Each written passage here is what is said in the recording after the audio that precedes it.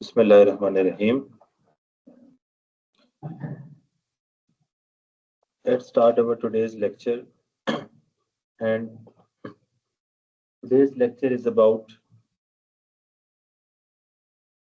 RAG with LangChain. So RAG stands for Retrieval Augmented Generation, and we are doing RAG specifically with LangChain. तो हम लोगों ने जो last lecture पढ़ा था उसमें मैंने आप लोगों को डीप लर्निंग के जो आर्किटेक्चर्स है उनका एक कॉम्प्रिहेंसिव ओवरव्यू दिया था, जिसमें we have started with fully connected network. उसके बाद मैंने आप लोगों को बताया कि फुली कनेक्टेड नेटवर्क में क्या लिमिटेशंस हैं, जिसकी वजह से हमें CNN की जरूरत पड़ी है, कन्वोल्यूशन न्यूरल नेटवर्क। इमेजेस के ऊपर उसकी परफॉर्मेंस बेहतर है और कंप्यूटेशनली कॉस्ट भी उसकी कम हो जाती है। फिर हमने देखा कि जो CNN है, जहाँ पे स्पेशल इनवेरिएंट हो तो CNN लगाएंगे, और जहाँ पे टेम्पोरल रिलेशनशिप हो, जिसमें विद रिस्पेक्ट टू टाइम चीजें चेंज हो रही हूँ, जैसे मैं आपसे बात कर रहा हूँ, जैसे टाइम सीरीज का डाटा है जो कि डाटा पिछले वैल्यू के ऊपर डिपेंड करता है। सो उसके लिए हमने पढ़े थे RNN, that is recurrent neural network. तो RNN की कुछ लिमिटेशंस थी, जिसको पूरा करने के लिए हमारे पास LSTM और GRUs अवेलेबल है। फिर LSTM से आगे मैंने आप लोगों को बाई LSTM बताया कि फॉरवर्ड भी और बैकवर्ड भी कैसे हमने उसको देखना है।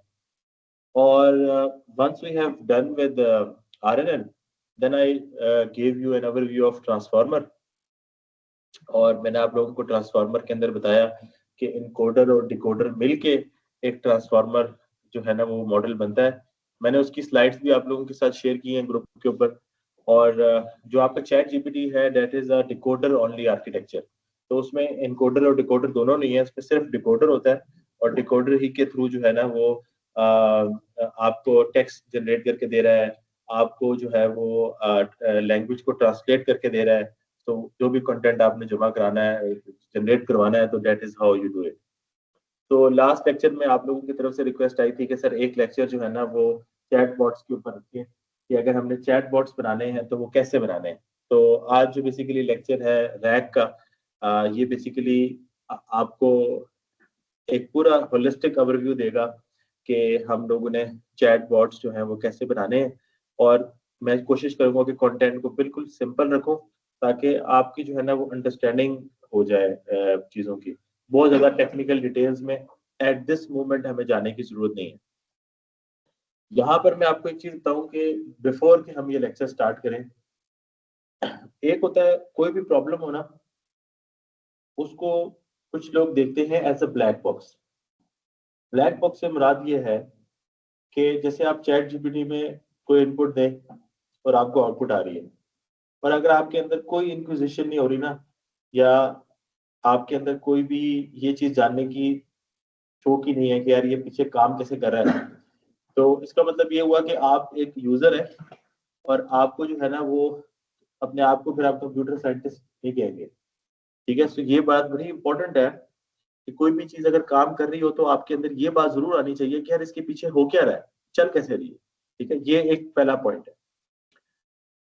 फिर उसकी डिटेल्स में जाना, अच्छा अगर इसमें ये चीज ऐसे चल रही है, अच्छा फिर इसकी लिमिटेशंस क्या है, इस लिमिटेशंस को सॉल्व करने के लिए अब क्या है, अच्छा जो अब नई टेक्निक डाली है इसकी क्या लिमिटेशंस है, इसको कैसे फर्दर इम्प्रूव कर सकते हैं। देखिए ये वाले जो पूरा प्रोसेस है ना, ये आपके दिमाग में चलना चाहिए। और अगर आप कोई भी लेक्चर, चाहे वो ये ले लें, चाहे डीप लर्निंग का आर्किटेक्चर्स के ऊपर ले लें, चाहे मशीन लर्निंग की बात करें, तो हम एक टेक्निक पढ़ाएंगे, फिर हम बताएंगे उसमें ये मसले हैं, उससे फिर बेहतर एक चीज, फिर उससे बेहतर एक चीज, और ये सिलसिला आज तक चल रहा है। यानी कि आज के डेट के ऊपर भी आप नेट पे जाएं, कोई नए नए आर्टिकल्स आए होंगे, किसी ने कोई रिवाइज्ड मॉडिफाइड टेक्निक्स प्रेजेंट की। तो आज के लेक्चर में भी जब मैं आपको पढ़ाने लगूंगा, तो आपने बार बार ये क्वेश्चन अपने दिमाग में करना है कि अच्छा ये जो चीज पढ़ रहे हैं इसमें ये लिमिटेशंस है, तो इसको कवर करने के लिए ये नई टेक्निक है। This is how things are. So before actually I start with this topic, LangChain is not the only way through which you can implement a RAG. There are a lot of other alternatives. तो मैंने अभी search करके आप लोगों को दिखा रहा था, LangChain के अलावा आपके पास Haystack, Llama Index, Crew AI और इसी तरह ओपन एआई के में भी ऑप्शंस अवेलेबल हैं जिसमें ये चैट बॉट्स बिल्ट इन भी हैं। आजकल ओपन एआई के जो है ना वो चैट बॉट्स वाला जो फीचर है वो बिल्ट इन भी आ रहा है, जिसमें वो आपसे कह देता है कि भाई अगर आपने कोई अपनी कंपनी का चैट बॉट बनाना है तो आप इसमें अपने अपने डॉक्यूमेंट्स अपलोड करें, तो वो ऑटोमेटिकली जो है ना आपको एक वर्किंग चैट बॉट बना के दे देगा।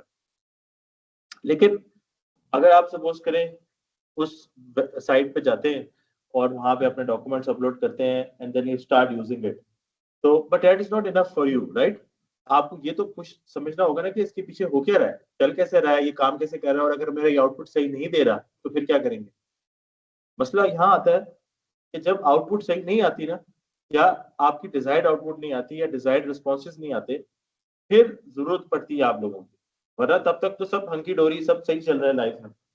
तो अभी भी जब हमारी कंपनी का जब ट्रिप किया था डेवसिंग में, तो जो उनके मशीन लर्निंग के और डीप लर्निंग के जो एक्सपर्ट्स हैं जिनको सबसे ज्यादा सैलरी पैकेजेस मिल रहे हैं, तो उनसे एक फीचर पूछा गया तो बताया उन्होंने ये कि ये वो लोग हैं जिनको मैथ्स आता है, ये वो लोग हैं बेसिकली जो इसकी डिटेल्स जानते हैं, और कल को जब हमने चीज़ों को ऑप्टिमाइज करना होता है या उसको इम्प्रूव करना होता है तो उनकी एक्सपर्टीज काम आती है। तो सिर्फ हम चीज़ों को एज ए यूजर पर्सपेक्टिव नहीं देख रहे, बल्कि हम उसको डीप डाउन देख रहे।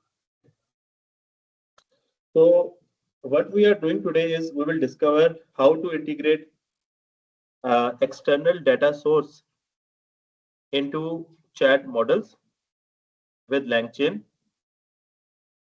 In particular, we will learn how to load, split, embed, store and retrieve data. ये सारे प्रोसेस के स्टेप्स हैं जो हमने एक एक करके बड़े डिटेल में देखने आगे।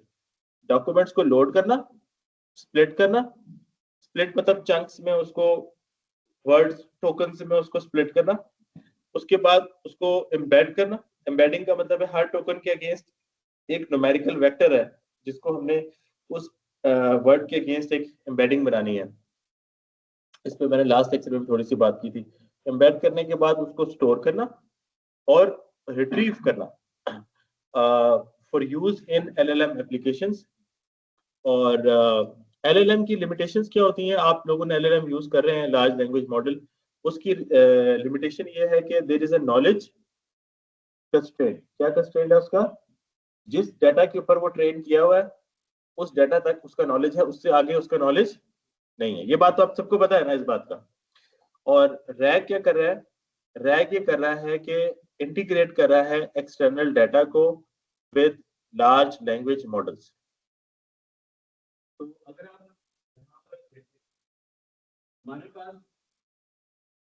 हमारे पास एक यूजर है, उससे क्या जनरेट हो रही है? यूजर क्वेरी जनरेट हो रही है, और इस यूजर क्वेरी से क्या मतलब है कि यहाँ मैं उसको देखता है वेक्टर डेटाबेस में। वेक्टर डेटाबेस में करने के बाद उससे वो रेलेवेंट डॉक्यूमेंट्स रीड करता है, और रेलेवेंट डॉक्यूमेंट्स और जो यूजर क्वेरी है ये दोनों मिलकर क्या बना रहे हैं? प्रॉम्प्ट। ठीक है, तो प्रॉम्प्ट एलएलएम में डाल है, वो सिर्फ यूजर की इनपुट नहीं डाल रहा है, यूजर जो इनपुट दे रहा है उससे वो रेलेवेंट जो डॉक्यूमेंट है उसके कॉन्टेक्स्ट को भी दे रहा है, और इन दोनों को कंबाइन करके वो क्या बना रहा है? प्रॉम्प्ट। प्रॉम्प्ट किसमें जा रहा है? एलएलएम में जा रहा है, लार्ज लैंग्वेज मॉडल में, और उसके बाद अब क्या जनरेट हो रही है? आउटपुट, और वो आउटपुट किसको मिल रही है? यूजर को। इसमें एक चीज हमने ये देखी कि जितना चैट जीपीटी में हम लोग क्या करते हैं, एक प्रॉम्प्ट हम इनपुट पे देते हैं और आउटपुट आना शुरू हो जाता है। यहाँ पर सिर्फ प्रॉम्प्ट बन रही है, वो सिर्फ यूजर की इनपुट से नहीं बन रही, बल्कि वो एक रेलेवेंट डॉक्यूमेंट्स को सर्च करके रिट्रीव करके उसके कॉन्टेक्स्ट को लेके एक चीज बना रहा है। क्लियर है ना? दोबारा मैं एक चीज बताता हूँ। जैसे मैंने भी लोग है वो यूनिवर्सिटी के लिए एक चैटबॉट बनाया है जिसमें पर्सपेक्टिव स्टूडेंट्स जो कि यहाँ एडमिशन लेने जाते हैं पहले यूनिवर्सिटी लेवल कैंपस में, और हमारे एग्जिस्टिंग स्टूडेंट्स फैकल्टी स्टाफ वो एक चैटबॉट होगा, तो अगर उससे पूछेंगे कि भाई हमने थर्ड वीक पे अगर कोर्स ड्रॉप करना है तो उसकी क्या पॉलिसी है, ठीक है, या हमने फॉर एग्जांपल फाइल रिलेशनशिप जमा कराते हैं उस पे क्या फाइल की क्या पॉलिसी है, या अटेंडेंस की क्या पॉलिसी है, या कुछ स्टूडेंट चाहते हैं कि बीएससीएस में एडमिशन करनी है, या आपके पास बीएससीएस में कितनी फीस अवेलेबल है और एडमिशन हो रहे हैं नहीं हो रहे हैं। अब ये इंफॉर्मेशन हमारे जो सीएमएस के डॉक्यूमेंट्स लगे हुए हैं पीडीएफ फाइल्स में उसमें तो अवेलेबल है। तो अगर हम सिर्फ एलएलएम में मैनेज एक्टिविटी को पूछेंगे तो वो आपको जेनेरिक बात तो बता देगा, लेकिन आपको अपनी यूनिवर्सिटी की स्पेसिफिक बातें सही नहीं बताएगा। तो हम आपको एलएलएम को अपनी यूनिवर्सिटी के रेलिवेंट डॉक्यूमेंट्स का कॉपी नहीं होती बात समझाती है आपको समझ आता है, कोई इसमें मुश्किल नहीं है। अब आते हैं थोड़ा सा टेक्निकल लेवल के ऊपर। तो मैंने आपको बताया कि इसमें प्रोसेस में पहला स्टेप क्या है, लोड, दूसरा स्टेप क्या है, split, then embed in the final is load. अब लोड जो है वो आप .txt फाइल कर ले, .pdf कर ले, .csv फाइल कर ले, .html कर ले, जो भी फाइलें आपने लोड करनी है। लोड करने के बाद नेक्स्ट स्टेप होता है उन डॉक्यूमेंट्स को वो चंक्स में तोड़ता है। चंक कहते हैं एक सेगमेंट को, तो आप कहते हैं 100 वर्ड्स का एक चंक बना लो या 50 वर्ड्स का चंक बना लो, 50 या 100 वर्ड्स करके तोड़ो डॉक्यूमेंट्स को। तो ये होते हैं। और फिर हमने वर्ड्स के अगेंस्ट जो है वो एम्बेडिंग करनी है। एम्बेडिंग का मतलब ये होता है कि हमने उसका एक वेक्टर रिप्रेजेंटेशन लेनी है और वो वेक्टर रिप्रेजेंटेशन कॉन्टेक्स्ट अवेयर होगी। कॉन्टेक्स्ट अवेयर का मतलब ये है कि जो वर्ड आ रहा है उस वर्ड के लेफ्ट साइड से क्या है उसकी वजह से भी वेक्टर डिफाइन है। ऐसा नहीं है कि वो वेक्टर की एक फिक्स एम्बेडिंग नहीं है, इट हैज अ कॉन्टेक्स्ट इस पे चल रहा है। और फाइनली क्या है कि वो वेक्टर जो है वो स्टोर हो रहा है। अभी मैं बारी बारी एक एक डिटेल में दिखाऊंगा, मैं सिर्फ आपको एक ओवरव्यू दे रहा हूँ कि हम पढ़ क्यों रहे हैं। तो स्टार्ट करते हैं सबसे पहले डॉक्यूमेंट लोडर से। तो डॉक्यूमेंट लोडर क्या है कि हमने इंटीग्रेट करने हैं अपने डॉक्यूमेंट्स को with AI systems, and we have a support for many common file formats, and we also have a third party document loaders. So हमारे पास जो जो क्लास बनी हुई है जिसको हम सिर्फ कॉल करेंगे और हम लोग डॉक्यूमेंट्स लोडिंग शुरू कर देंगे, उसमें हमारे पास है CSV लोडर, हमारे पास है पाई DF लोडर और पाई PDF लोडर, और आखिर में क्या है बताएं, अनस्ट्रक्चर्ड HTML लोडर। अब आपके जहन में होगा कि सर ये आप CSV फाइल कैसे लोड करेंगे। तो just to give you an idea, मैंने कहा कि अभी हम लैब नहीं कर रहे, लेकिन जस्ट मैं आपको बताना चाह रहा हूँ कि अगर आपको कॉन्सेप्ट समझ आ जाएगा ना तो कोडिंग कुछ भी नहीं है, कोडिंग कुछ नहीं है, बस पूरा पूरा चैटबॉट बनाने के लिए है ना, हो सकता है 10-15 लाइन से ज्यादा कोडिंग ना हो, वो भी अब आपको ये जनरेट करके दे देता है। तो at the end of the day अब कोडिंग कोई बड़ी चीज नहीं है, इट्स ऑल अबाउट कॉन्सेप्ट जो आपने सीखा है। तो हमारे पास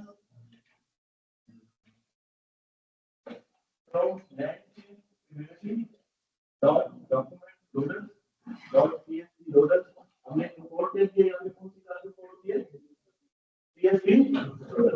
उसके बाद हमने इस CSV लोडर में अपनी फाइल का पाथ दे दिया और अगर उसको फाइल पे लोड करने के लिए हमने इसी CSV लोडर में ये डॉट लोड ये आपने तीन लाइन लिखनी है। तो आप अपने जितने बड़ी पाथ सीरीज कर देते तो सारी चीजें पहले नंबर क्लियर। इसी तरह अगर आप कहते हैं सर हमने PDF अपलोड करना है, तो PDF के लिए लोड करना है फाइल PDF लोडर और फाइल लोडर के बाद आपने PDF फाइल जितनी भी है .pdf वो लिंक है और मेमोरी में लोड करने के लिए आप सिंपली करें डाउनलोड और फिर आपका PDF फाइल सिस्टम में क्या होगी लोड। इसी तरह आप कहते हैं सर हमने HTML फाइल्स लोड करनी है। बाद में क्या होता है कि आप अपने चैट में किसी वेब से डेटा उठाना चाहते हैं, जैसे मतलब आपकी यूनिवर्सिटी की वेबसाइट है जावा कैंपस की, इस्लामाबाद कैंपस की, मेडिकल डेटा कैंपस की, तो आपने सिंपल लिख दिया इंपोर्ट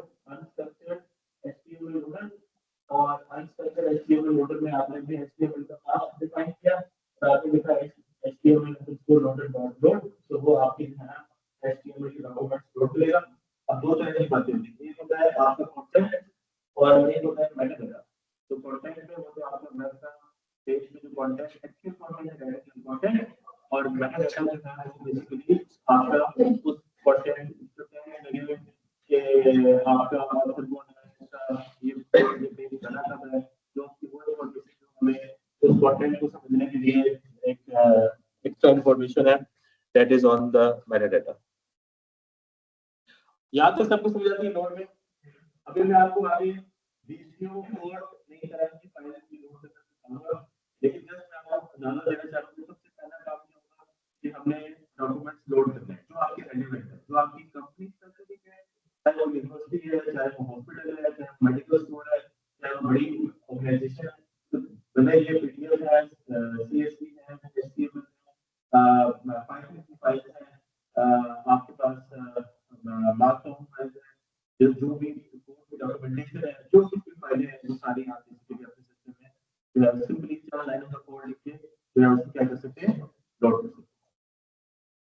अब डॉक्यूमेंट लोड हुए, अगला काम क्या होगा कि हमने उन डॉक्यूमेंट को जो है वो स्प्लिट करना है। क्या करना है? स्प्लिट क्यों करना है? अब एक डॉक्यूमेंट है आपका 100 पेजेस का, 100 के 100 पेज का डॉक्यूमेंट जो है वो पूरा का पूरा हम जो है वो वन फाइल या वन डिस्टेंस हम उसको तोड़ेंगे अपने साइज में। तो हमारे पास दो दो पैरामीटर है, एक चंक साइज है, दूसरा कौन सा चंक ओवरलैप। अब इसके दो अप्रोचेस है। अगर आप चंक का साइज बहुत स्मॉल स्मॉल चंक साइज रखेंगे तो आपका स्मॉल चंक विद ब्लैक, अगर आप सिर्फ दो 3 वर्ड्स का है चंक रख लेते हैं तो उसका कॉन्टेक्स्ट भी मिलेगा। कॉन्टेक्स्ट का मतलब है उसके पीछे क्या है उसका लगेंगे, बात समझ लीजिए, ठीक है। तो इट्स अ स्मॉल चंक के ऊपर यू लैक कॉन्टेक्स्ट, लेकिन जब हम चंक को बहुत बड़ा कर देते हैं तो फिर चीज क्या हो जाती है, स्लो हो जाती है और बाद में it becomes difficult to interpret. तो स्मॉल का भी है और बिग का भी बस है। तो इसका मतलब है कि चंक साइज एक एप्रोप्रिएट साइज होना चाहिए। और कुछ केसेस में चंक जो है वो ओवरलैप होना चाहिए, लेकिन ये भी हो सकता है कि he ran in the playground. So he ran in a secretary, अगली सेकंड होगी in the playground. तो दो तीन लफ्ज इसमें ओवरलैप है, तो ये चीज वाली क्या है कि चार ओवरलैप। इसके बाद कॉन्टेक्स्ट समझने के लिए चीजों को सही सोल्व करने के लिए बड़ा बेहतर सोच है कि एक हम टर्म साइंस के वीडियो रखें और फिर कुछ ओवरलैप रखें ताकि हम पिछली सेक्शन को भी समझ सकें और अगली सेक्शन को भी। बड़ा ये होता है कि दो ऐसे लिखे हैं कि फोटो में वीडियो नहीं दे रहा है, अपना पूरा दे रहा है, बाद में चीजें आपस में मुश्किल होती है। ए ऑन एंड ऐसे बहुत से वर्ड होते हैं और अगर बट इसमें इससे आगे बढ़ सकता हूं तो हमें कनेक्शन जो है वो स्टैब्लिश कर सकते हैं। तो चंक्स को इंप्लीमेंट करने के लिए हम जो कॉन्सेप्ट यूज कर रहे हैं वो यूज कर रहे हैं कैरेक्टर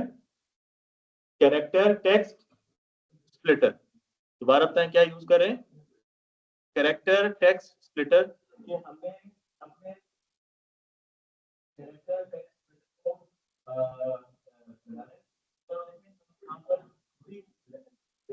यूज करें और हम इंपोर्ट कर देंगे कैरेक्टर स्प्लिटर। तो हमारे पास एक बड़ा सा टेक्स्ट है जिसमें मशीन लर्निंग के बारे में बहुत बड़ी इंफॉर्मेशन लिखी हुई है। Machine learning is a facility backslash है it involves algorithms and models that can learn from data. These models can then make predictions or decisions without being programmed to perform the task. This direction because we will cover the direction और ये पूरे session में। तो कहते हैं कि हमने इस टेक्स्ट को स्प्लिट करना है और हमने यहाँ पे जो क्लास और ये कोड दो की है कैरेक्टर टेक्स्ट स्प्लिटर की, हम हमने इसमें तीन चीजें निकालनी है। हमने पहले हमने जो टेक्स्ट को स्प्लिट करना है वो बेस करना है on the separator backslash n। Backslash n से पहले हमने उसको स्प्लिट कर देना है और चंक साइज कितना होना चाहिए, चंक का साइज कितना होगा 100 और कितना ओवरलैप इसमें 10 का होगा। मेन जो क्या करेगा वो एक एक वर्ड रीड करेगा। मशीन एक वर्ड 2 3 4 5 6 हाँ तो यहाँ मिल गया तो वो इसको करना क्योंकि बैक स्लैश है ना आगे तो वो उसको स्प्लिट किया। तो अगर आप इसकी आउटपुट देखेंगे सो हमारे पास जो है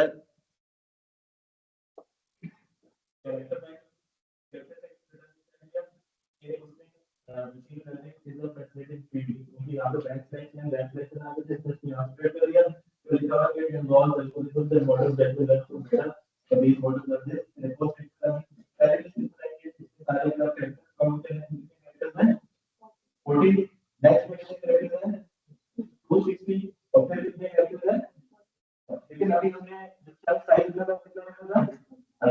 इसका मतलब है कि अगर हमने सेपरेटर दिया है तो उसमें जरूरी है कि उस अंदर 10 को 100 कैरेक्टर्स तक मिल जाए और 10 को 100 से एक्सीड करना पड़े 500 से कम है। इसका मतलब है कि अगर आप कैरेक्टर को स्प्रेड कर रहे हैं सिर्फ एक कैरेक्टर की बेस के ऊपर तो जरूरी नहीं है कि आप ऑटोमेटिकली उसको जो है वो चंक साइजेस को जो है वो अपने लिमिट के अंदर देंगे। ठीक है तो ये प्रॉब्लम है टेक्स्ट स्प्लिटर का। और जब आप सिर्फ एक सेपरेटर देते हैं तो चंक में लैक कॉन्टेक्स्ट और समटाइम्स चंक्स का साइज जो होगा लार्जर देन होगा। मैंने इस स्टेज में लेकिन अब आप देख सकते हैं 260 और एक कितना है 155।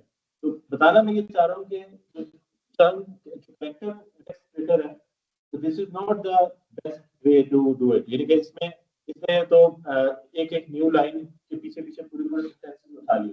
व्हाट इफ ये सेंटेंसेस आपस में कनेक्टेड हो, व्हाट इफ ये ना कनेक्टेड हो और व्हाट इफ के जितना चंक साइज हमने डिसाइड किया है उसके अंदर वो नहीं सॉल्व करे।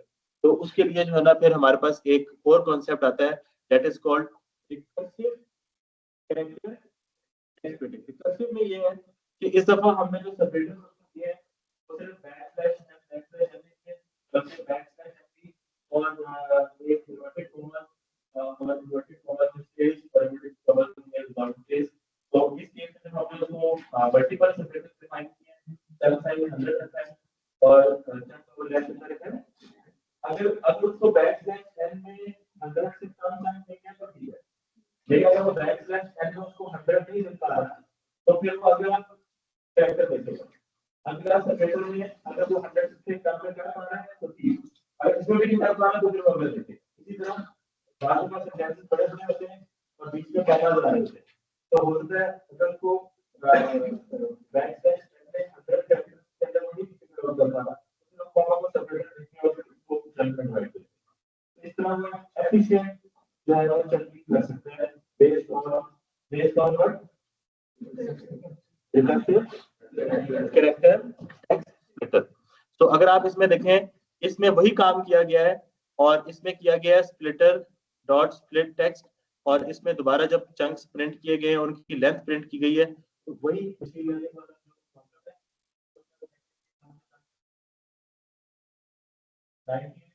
69 91 95 94 ये सारा 100 से कम है या नहीं है। तो अगर मैं आप लोगों से पूछूं जो कैरेक्टर टेक्स्ट स्प्लिटिंग मेथड है या recursive character text splitting recursive क्योंकि वो मल्टीपल सेपरेटर्स को चेक कर रहा है। अगर वो एक चेक वो नहीं कर पा रहा तो दूसरे चेक पे देखें, दूसरे पे देखें तो तीसरे पे देखें। तो अभी हम यहाँ भी ये प्रॉब्लम है, यहाँ पे प्रॉब्लम ये है कि वो सेपरेटर्स की बेस पे तो चंक्स बना रहा है लेकिन सिमेंटिकली अभी भी वो नहीं समझ सिमेंटिकली होता है कि उस चीज का मतलब वो नहीं है लेकिन it is better than previous one. तो यहाँ पर हमने क्या किया है कि हमने इस टेक्स्ट को स्प्लिट किया। तो सपोज करें कोई भी पीडीएफ डॉक्यूमेंट जो हम अपलोड करेंगे अपने सिस्टम में तो वो डॉक्यूमेंट बेसिकली स्प्लिट होगा चंक्स की फॉर्म और वो फिर स्टोर भी इसी तरह। नेक्स्ट टाइम जब हम उसको रिट्रीव करेंगे तो पूरा डॉक्यूमेंट मुझे नहीं आ जाएगा। मतलब अगर मैं उससे पूछता हूं कि कोर्स विड्रॉ करने की क्या पॉलिसी है तो जो कोर्स विड्रॉ करने वाला पैराग्राफ होगा आपकी स्टूडेंट हैंडबुक का रूल नंबर 3.12.7 तो उसी रूल को वो मद्देनजर रखें ना कि पूरी स्टूडेंट नहीं लिखेगा। Is it clear?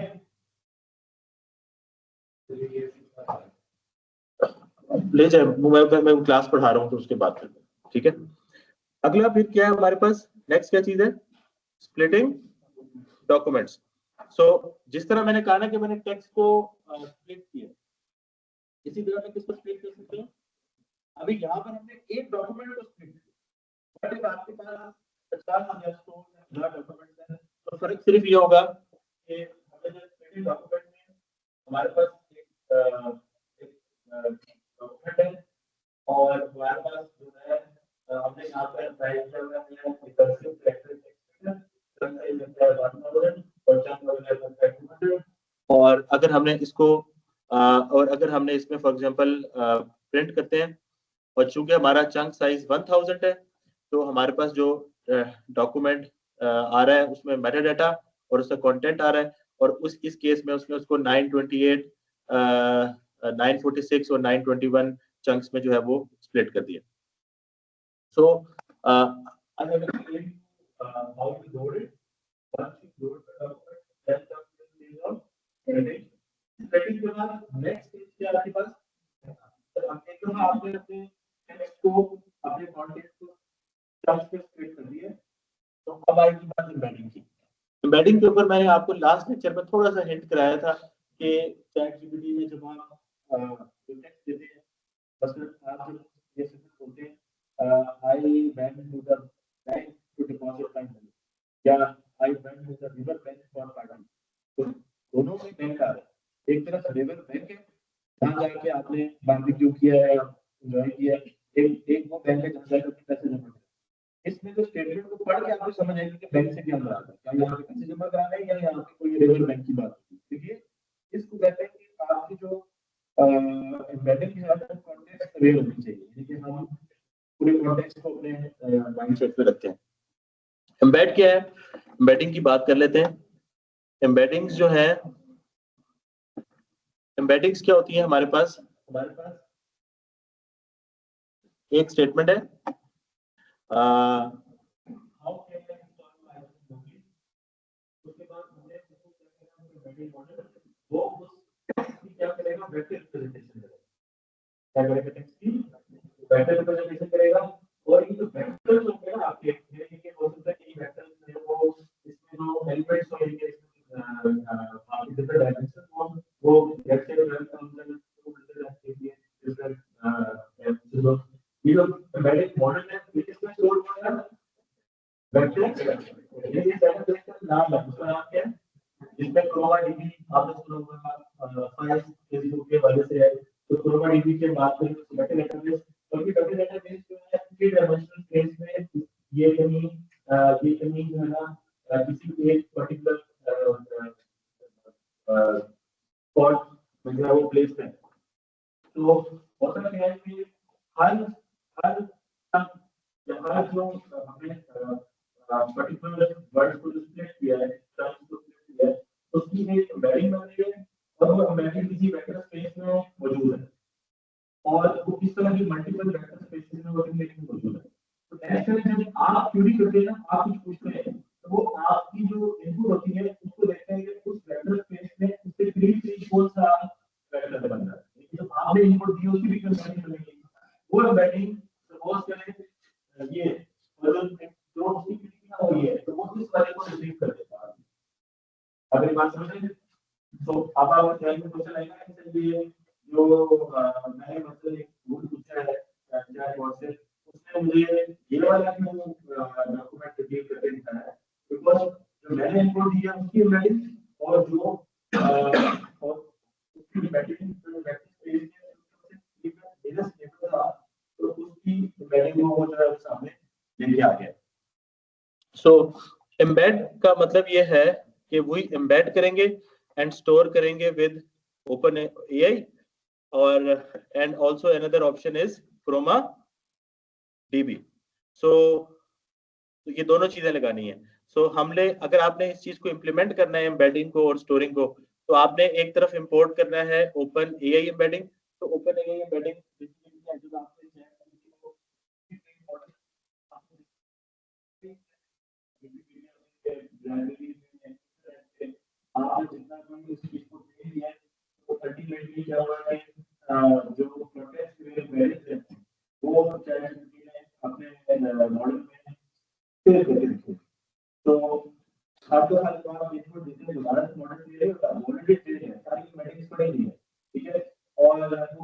से वेयर एम्बेडेड।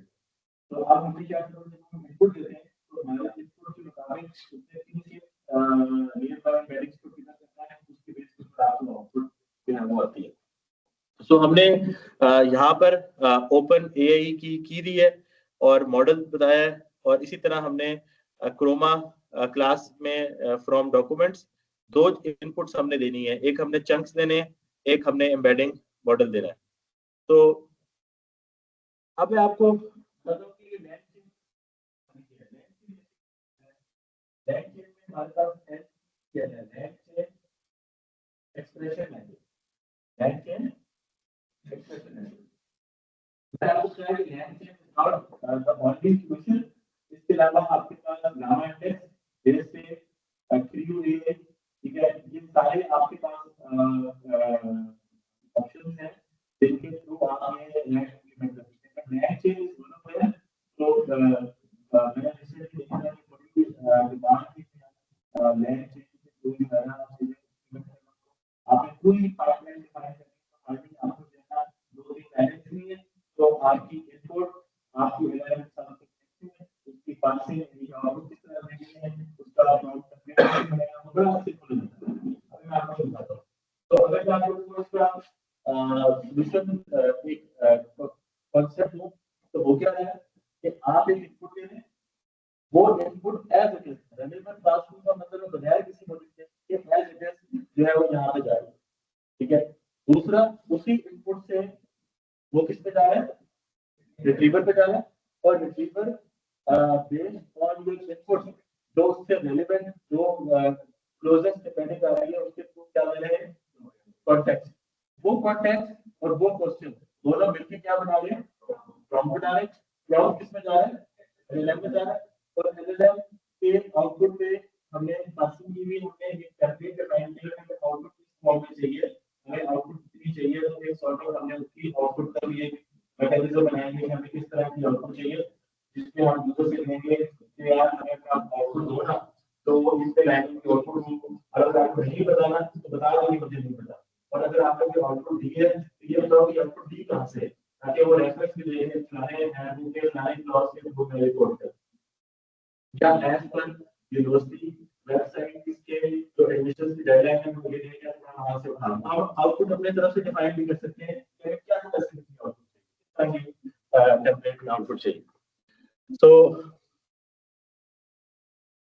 अच्छा, अगर हम रिट्रीवर को इंस्टेंट शेयर करें तो हमें बताना पड़ेगा कि हमें जो रिट्रीव कर रहे डॉक्यूमेंट वो सिंगुलैरिटी देखनी है, और हमें लेफ्ट से 2 डॉक्यूमेंट आप रिट्रीव करना रहेंगे। आप रीड भी कर सकते हैं, आप एक सर्टेन जो है वो डिफाइन कर सकते हैं आपको कितनी, और आपको सिंगुलैरिटी सर्च चाहिए या आपको इंडेक्स सर्च चाहिए या सिमेंटिक सर्च चाहिए कि आप डिफाइन करें, ठीक है। मैं आपको थोड़ा यहाँ पर ना इसका टाइम है एक्सप्लेन करता हूँ। जब तो आप लोगों को टेक्स्ट माइनिंग को टेक्स्ट बना रहा था, तो मैंने आप लोगों को वहां पर ये कॉन्सेप्ट बनाया था टर्म फ्रीक्वेंसी इनवर्स डॉक्यूमेंट से। आप बताते हैं आपने एक पूरा डॉक्यूमेंट है उसमें कार दबाना है, तो पूरे डॉक्यूमेंट में वर्ड्स लिखिए और कार दबाना है, कार की नंबर्स को टोटल में डिवाइड करें तो कार की टर्म फ्रीक्वेंसी निकलेगी। इनवर्स डॉक्यूमेंट फ्रीक्वेंसी ये कहता है कि पूरे कॉलम्स में, ठीक है, ये वाला वर्ड है किसी दफा यूजर है उसका वो लॉग लेता है और उसको रिवर्स करता है, तो उससे ये पता चलता है कि वर्ड वर्ड कहां मिल है। मसलन अगर आपके पूरे डॉक्यूमेंट में जो डी है या एन आर इज ये वाला वर्ड हमारा डॉक्यूमेंट में आ रहा है, इसका प्रोडक्ट का निकालने के लिए सारे को जीरो है, तो अगर आप उसको टी से मल्टीप्लाई करेंगे तो लाइन जीरो हो जाएगी। तो टी आइडिया क्या कहता है कि वो टर्म को डॉक्यूमेंट में कितने हैं मल्टीप्लाई उसको वेट दिखता है, वो वेट को मल्टीप्लाई करके उसकी प्रोडक्ट बताता है। तो अगर आपकी फैमिलियर वर्ड्स हो जैसे टेररिज्म का वर्ड है, जैसे उसमें वर्ड अगर आते हैं एस्पिरॉन्स, ठीक है, या उसमें आते हैं वॉरफेयर, ऐसे जो हाई डेंसिटी वाले वर्ड्स हैं वो फिट हो जाते हैं उसमें। इसी तरह एक और सर्चिंग होती है जिसे हम कहते हैं बीएम 25। बीएम का मतलब होता है बेस्ट मैच। ये 25 क्या है, जो 25 नंबर है, ये 25 में एल्गोरिथम था बड़ा अच्छा वर्क किया, इसमें इंपॉर्टेंट चीज DM है, DM is best match. Best match ये है कि जब आपने डॉक्यूमेंट्स को रिट्रीव करना है या कॉन्टेक्स्ट को निकालना है सामने, अब आप जो सर्चिंग मैकेनिज्म है वो कैसे डालें, अगर आपकी मर्जी है, आप चाहें तो आप उसमें ये करेंगे कि यूजर टाइप कर रहा है ना, जैसे यूजर लिखना है कोर्स विड्रॉ, तो कोर्स विड्रॉ सर्च फिर कोर्स विड्रॉ के साथ जो आपके ऊपर डॉक्यूमेंट में जहां पे कोर्स का वर्ड है, दूसरा वर्ड कौन सा है विड्रॉ, तो उसको एग्जैक्ट मैच करेगा, तो फिर कोर्स विड्रॉ वाला डॉक्यूमेंट जो आप रिट्रीव करें, इसमें कहते हैं बेस्ट मैच। ये इसका पूरा हमने क्या किया है, एग्जैक्ट मैच किया। अब जैसे एक और एग्जांपल मैं आपको देता हूं, असल लिवर में है ट्यूमर, तो अब ये वर्क और उस ट्यूमर की हमने करनी है ट्रीटमेंट। अब देखें ट्रीटमेंट ऑफ लिवर ट्यूमर, मैंने 3 वर्ड बोले, 4 वर्ड बोले वैसे, treatment of liver tumour. Treatment की जगह आपकी जो डेटाबेस है उसमें वर्ड है थेरेपी का, क्या वर्ड है थेरेपी। लिवर की जगह वर्ड है हेपेटिक, हेपेटिक को भी लिवर कहते हैं, लेकिन हम कहते हैं हेपेटिक। ट्यूमर की जगह वर्ड है डिक्शनरी का, तो डिक्शनरी में है या डेटाबेस में है थेरेपी और हेपेटिक टिश्यू। तो हमने सर्च किया treatment for liver, treatment of liver tumour, उसका मैच देखिए सिमेंटिक वाइज करेंगे तो मैच होगा। अब आपसे ऑप्शन है, क्या आपने वो जो रिट्रीवल वाला मैकेनिज्म है उसमें सिमेंटिक लगाना है या एग्जैक्ट लगाना है। अब इसमें कोई यूनिवर्सल आंसर नहीं है, आइडेंटिटी अगर आप सिमेंटिक लगाएंगे तो अगर उसका क्रिएटिविटी हुआ या उसका मतलब समझ के जो उसका वो निकाल लिया, लेकिन वो स्लो। अगर आप सिमेंटिक लगाते हैं तो वो क्या होगा, लेकिन एज अ कंप्यूटर साइंटिस्ट आपको ये चीजें बस समझ आनी चाहिए। अगर आप एग्जैक्ट लगाएंगे तो वो क्या होगा फास्ट होगा, पर एग्जैक्ट के लिए ना आपको हर वर्ड का जो इंग्लिश में वैल्यू होती है वो आसान है, लेकिन अगर आप कॉम्प्लेक्स के लिए वैल्यू याद रखने की कोशिश करें तो कॉम्प्लेक्स वेक्टर बनेगा और उसकी रिप्रेजेंटेशन डेंस होगी। डेंस का मतलब उस वेक्टर में बहुत ज्यादा नंबर होंगे, थोड़े जीरो होंगे। अगर आप उसको कॉम्प्लेक्स से रिलेट नहीं करते, एग्जैक्ट वाला वर्ड लेते हैं तो स्पार्स होगा, स्पार्स का मतलब वहां पे कुछ में वन होगा बाकी सब में जीरो होगा, उसको स्टोर करना आसान है। स्पार्स को स्टोर करना आसान है, डेंस को स्टोर करना मुश्किल है, डेंस थोड़ा स्लो होगा और स्पार्स थोड़ा फास्ट होगा। तो आज की जो लेटेस्ट अप्रोच है ना वो हाइब्रिड अप्रोच है। वो कौन सी है, वो जरूर क्या करता है कि आपको एग्जैक्ट सर्चिंग करके नैरो डाउन कर देता है कि ये 4 का डॉक्यूमेंट, उसके बाद फिर सिमेंटिक की लगाता है उसको। ये दोनों काम होते हैं, पहले शुरू में फोर्थ लेवल पे एग्जैक्ट मैच करेगा, बेस्ट मैच करेगा, और फिर सेकंड ईयर में उसको करेगा सिमेंटिक मैच। ये आज का लेटेस्ट चल रहा है स्टेट ऑफ द आर्ट। अच्छा, ये तो मैंने वैसे आपको एक थोड़ा सा आइडिया दे दिया। प्रॉम्प्ट टेम्पलेट बेसिकली क्या है, प्रॉम्प्ट टेम्पलेट ये है कि हमने हमने जो हमारा लेवल है उसको हमने ये बताया है, एक्सेस जो यूजर इनपुट लिखा है आपने उसको इनपुट को एज इट इज नहीं लेना, बल्कि आपने इनपुट को ऐसे लेना है, use the following pieces of context to answer the question at line. ये बात आपने लिखी नहीं है, लेकिन उसके अंदर ये स्क्रिप्ट है, इनपुट के ऊपर बोलिए स्टेटमेंट चले यूज किया। और आगे लिखा हुआ है if you don't know the answer say that you, मैं खुद से हालुसिनेशन नहीं कर रहा हूं, मेरे और आंसर नहीं है, लेकिन हमने ये लिखा है इस कॉन्टेक्स्ट को लेके आंसर दो, अगर आंसर नहीं पता तो बताओ कि मुझे आंसर, ये जब यूजर इनपुट दे रहा है ये नहीं लिखेगा, ये टेम्पलेट उसके अंदर बाय डिफॉल्ट फिल हुआ और उसमें कॉन्टेक्स्ट क्या है जो आपने इनपुट दी होगी उसकी नॉलेज है, उसके बेस्ट मैचिंग में स्टैटिक वाइज या उसके कॉन्टेक्स्ट वाइज या ये प्रोटोटाइप वाइज कॉन्टेक्स्ट आएगा। और क्वेश्चन क्या है कि क्वेश्चन आपने टाइप किया, आपने बात समझ में ठीक है। यूजर को ये लग रहा है कि मैं सिर्फ क्वेश्चन लिखता हूं, लेकिन एलएलएम सिर्फ क्वेश्चन नहीं जा रहा, क्वेश्चन भी जा रहा है, कॉन्टेक्स्ट भी जा रहा है और एक पीछे थोड़ा सा 2-3 लाइनों का नोट भी जा रहा है, ये काम करता है। Is it clear? ठीक है, बस आप लिखें कि answer this question and try to limit your answer within 3 lines या 4 लाइंस या 100 वर्ड्स या 100 words. If you don't know the answer politely से आई डू नॉट नो, और हाँ ये लिख सकते हैं कि अगर आप आंसर दें जो आंसर जहां से कॉन्टेक्स्ट से लिया उसको भी कोड करें सब। पूरी लंबी चौड़ी जो लिखा ले, फिर कॉन्टेक्स्ट और फिर क्या होगा स्टडी का होगा आपका टेम्पलेट और एलएलएम कैसे कॉल करते हैं? एक लाइन से एलएलएम कॉल होता है। आप लगेगा कि एलएलएम करेंगे चैट ओपन ये आपने अपने यहाँ पे फोन है फोन यूज करें कोई उसका मेरी वर्जन यूज करें। आप आपके पास फोन आप एक्टिव यूज कर रहे हैं वो यूज कर लें। आप कोई हबीबी मॉडल है वो यूज कर लें। लाइट वो आपने उसकी की लेनी है और उसके बाद टेम्परेचर 0 से रखना है कि अगर आप चाहते हैं कि आपका टेम्परेचर 0 रखने का मतलब सिर्फ बिना टेम्परेचर ना रखें तभी चलेगा। लेकिन ये 0 नेक्स्ट टाइम अगर आपको दोबारा ये वाला डाटा दोबारा जनरेट करना है तो आपको टेम्परेचर सेव करके ही मिलेगा। वरना अगर के कारण पास बात करते तो बड़ा मसला काम करना है। सही है क्योंकि यूजर जो इनपुट देनी है नेचुरल लैंग्वेज में देंगे ना और आउटपुट भी उसको नेचुरल लैंग्वेज में मिले। तो हम इसे किसको कॉल कर रहे हैं एलएलएम। और अब आते हैं सबसे इंपॉर्टेंट बात। अगर आपने लैंग चेंज से एक्सप्रेशन लैंग्वेज में रिसीवर चेंज बनानी है तो आपने इंपोर्ट या रिलेवेंट क्लास को मेरे इनपुट को एज इट इज पास कर दो और आपने ये स्ट्रिंग आउटपुट पास बनाया। अब कॉन्टेक्स्ट आपका रिसीवर से रहेगा क्वेश्चन आपने as it is relevant class को चला देना ताकि कुछ चेंजेस ना हो। ये पूरी चेन है। ये प्रॉम्प्ट आएगा प्रॉम्प्ट की बात किसमें जाएगा ये लाइन में जाएगी एलएलएम फिर आउटपुट पास ये पूरी चेन है।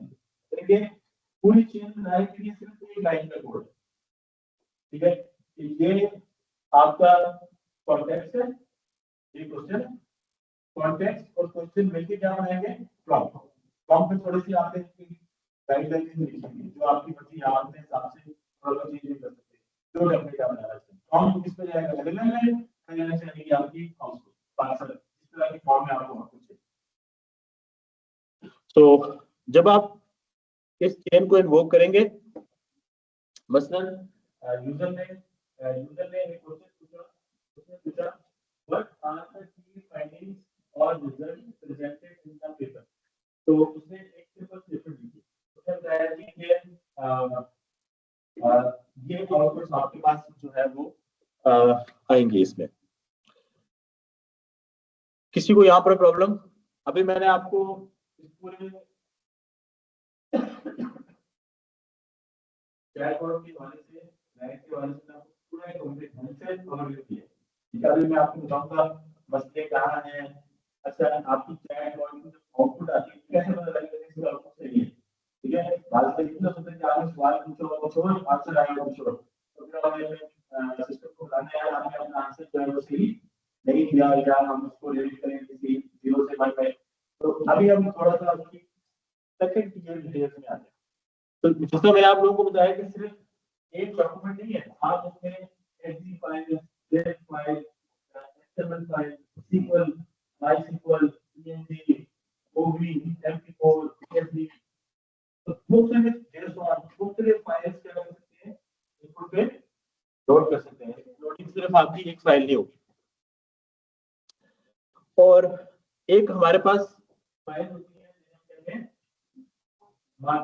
मार्कडाउन फाइल वो है जो लाइट वेट और जितनी भी आपकी फाइल में डॉक्यूमेंटेशन होती है कोडिंग की डॉक्यूमेंटेशन वो आपकी मार्कडाउन फाइल में सेव होती है। और मार्कडाउन फाइल को अगर आपने लोड करना है तो जहाँ पे हम लोड करते हैं ना फाइल पीडीएफ लोडर या सीएसवी लोडर यहाँ पे हम क्या यूज कर रहे हैं अनस्ट्रक्चर्ड मार्कडाउन लोडर या एचटीएमएल के अंदर इंपोर्ट अनस्ट्रक्चर्ड एचटीएमएल लोडर। तो पहले लोडर नाम को इंपोर्ट करें उसके बाद उसी क्लास में अपना डॉक्यूमेंट लगाएं जिसके लिए हमारे पास dot text dot PDF dot C dot MD markdown करें और उसके बाद मेमोरी पे डालने के लिए उसके करें डॉट लोड और अगर आप डॉक्यूमेंट का 0 वाला पेज शो करना चाहते हैं वो 0 शो करा लें 1 शो करा लें। तो बेसिकली कोई भी डॉक्यूमेंट लोड करने के लिए हाईली 3 से 4 लाइनों का कोड है और वो आप इसी एआई से जनरेट करवाना है या तो आपको लिख के दे देगा और आप जितनी बड़ी डॉक्यूमेंट्स लेके आना चाहिए। अब आते हैं अगर आपने पाइथन फाइल्स लोड करनी है तो पाइथन क्या है? पाइथन फाइल नोट करने के लिए it will have to integrate into RAG application for writing or fixing code, creating documents. Python के कोड में हमारे पास रिपोर्ट है, क्लासेस है और क्या है, फंक्शन है। तो पाइथन में क्या होता है कि हमने अपने वॉर्ड में हमने पूरा का पूरा पाइथन की फाइलें लोड कर ली। अब जहां पर आप लोग अपने दिमाग से सोचे कि अब पाइथन की फाइलें लोड होगी, पूरे प्रोजेक्ट्स आपने लोड कर दिए अपने सिस्टम पे। अब जब हम टेक्स्ट की स्प्लिटिंग करेंगे या रिकर्सिव स्प्लिटिंग करेंगे, आपके ख्याल से बैकस्लैश एन को लेना चाहिए या कॉमा को लेना चाहिए या फुल स्टॉप को लेना चाहिए या इन्वर्टेड कॉमा को लेना चाहिए? इस तरह करके हम उसकी चेकिंग कर सकते हैं या इसके लिए हमें कोई नया मैथड निकालना पड़ेगा? सोचिए जरा और मुझे बताएं। पाइथन फाइल की बात जो हमने टेक्स्ट के लिए कर रहे थे, जिस तरह पीडीएफ की फाइलें थी या वर्ड डॉक्यूमेंट की फाइलें थी, उसी तरह हमें पाइथन के लिए करना है या कुछ नया करना पड़ेगा? स्कोप बाय स्कोप और क्या ऑप्शन है किसी के पास? फंक्शन वाइज, क्लास के वाइज ब्लॉक। ठीक है, आप सारे इस बात से एग्री हैं। तो जो अभी तक सर आपने कन्वेंशनल टेक्निक्स पढ़ी है ना, वो जरूरी है किस में लगेगी, क्योंकि यहाँ पर किसी ने क्लास फंक्शन इतना बनाया हुआ है, किसी का क्लास फंक्शन इतना है, बड़े साइज का, किसी ने छोटे साइज का। तो हमें जो पाइथन का सिंटैक्स है या पाइथन का जो स्कोप बाय स्कोप या उसमें स्ट्रक्चर बाय स्ट्रक्चर जो चीजें चेंज हो रही है, हम उस हिसाब से उसको क्या करना चाहिए, तंकीन करनी चाहिए या उसकी स्प्लिटिंग करनी चाहिए। सो अगर मैं इसको अगर हम इसको कोड को कर रहे हैं और यहाँ पर क्या करें, हम लगा रहे हैं recursive character text retrieval already आप लोग पढ़ा चुके हैं। आपने चेक करना है 150 और एवरेज 10 का, और यहाँ पर आपने इसमें से आपके पाइथन में डेटा दिया है जिसको आपने स्प्लिट कराया और आपने उसको उसका कंटेंट शो कराया, तो पता ये लगा कि आपके पास एक क्लास आ रही है, एक क्लास आ रही है ओपन है, यहाँ पर कितनी क्लास की टॉपिक ये इसने चंक में ले लिए, हालांकि ये नई क्लास उसको नए चंक में लेनी चाहिए, लेकिन नहीं ले पा रहा बिकॉज़ ये रिकर्सिव टेक्स्ट से मामला हल नहीं होगा। तो हमने फिर एक नया कॉन्सेप्ट लेकर आ रहे हैं, वो लेके आ रहे हैं स्प्लिट करें बाय लैंग्वेज, स्प्लिट करें कि बात करें इन्वर्टेड कॉमास काफी नहीं है, आप न्यू क्लास या नई डेफिनेशन या नया नेक्स्ट स्टेप के साथ डेफिनेशन या फिर ये भी कि आपने पाइथन की जो लैंग्वेज होती है उसको भी डिफाइन किया और सिंपली आपने कोड में कुछ भी नहीं करना, आपने कोड में रिकर्सिव कोड भी किया क्लास लैंग्वेज, और यहाँ पर आपने लैंग्वेज को डिफाइन कर दिया है, language equals to language dot Python, language equals to language dot Java, language dot सारी लैंग्वेज आप पढ़ेंगे। तो अब आपने इसको उसमें स्प्लिटिंग की है, तो स्प्लिट करने के बाद आप देख सकते हैं कि क्लास को क्लास का स्प्लिट है, यहाँ पे समझ नहीं सकते चेक ओवर लैपिंग की होती है। फॉर एग्जांपल एक बड़ी सी स्टेटमेंट लिखी हुई है, तो आपने पहले 10 या 15 वर्ड्स का ये चंक बना लिया, अगला चंक भी 15 वर्ड्स के, तो बीच में कुछ विंडो होती है जिसमें मतलब रैप आ रहा है, ठीक है, वो 3-4 वर्ड्स इसमें भी आ रहे हैं चंक में, अगर चंक में एक्चुअली है तो 3 वर्ड्स चंक एक पार्ट ए में भी आ रहे हैं, बी में भी आ रहे हैं, वो ओवरलैप है। वो ओवरलैप हम इसलिए रखते हैं ताकि कॉन्टेक्स्ट यूज ना हो। अगर आप ओवरलैप नहीं रखेंगे ना तो फिर दो स्टेटमेंट्स में कोई आपस में नहीं बनेगा, उस लिंक को जोड़ने के लिए आप थोड़ा सा ओवरलैप की जरूरत है, ठीक है, इट इज इंपॉर्टेंट। तो ये मैंने आप लोगों को ना बताया कि किसी लैंग्वेज के लिए जैसे पाइथन है, सी प्लस प्लस है, जावा है, उसकी थोड़ी सी रिक्वायरमेंट है, इसलिए जब आप चैटजीपीटी से कोड जनरेट करवाते हैं तो शुरू में से कोड जनरेट नहीं होता था, अब आहिस्ता-आहिस्ता आप देखते हैं कि कोड कैसे जनरेट होना शुरू हो गया। जिस तरह अभी आज के रिसेंटली गूगल ने निकाला है एंटी ग्रेविटी, उसको जरा स्टडी करें, बहुत जबरदस्त चीज है, पूरा प्रोजेक्ट बना के आपको देगा। तो इसी तरह कोडिंग के लिए थोड़ा सा जो उसकी क्या कहते हैं कोड जनरेशन के लिए थोड़ा सा एलएलएम को थोड़ा सा मॉडिफाई करने की जरूरत पड़ती है।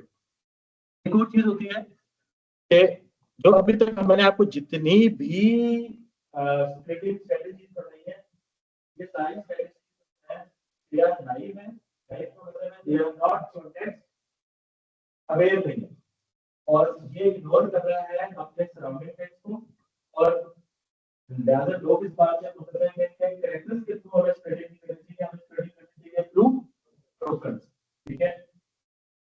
और टोकन आपका मॉडल प्रोसेस करते हैं, और इसमें ये इशू क्या हो सकता है कि टोकन में बार बार आप अपने कॉन्टेक्स्ट विंडो को थोड़ा स्कीप कर सकते हैं।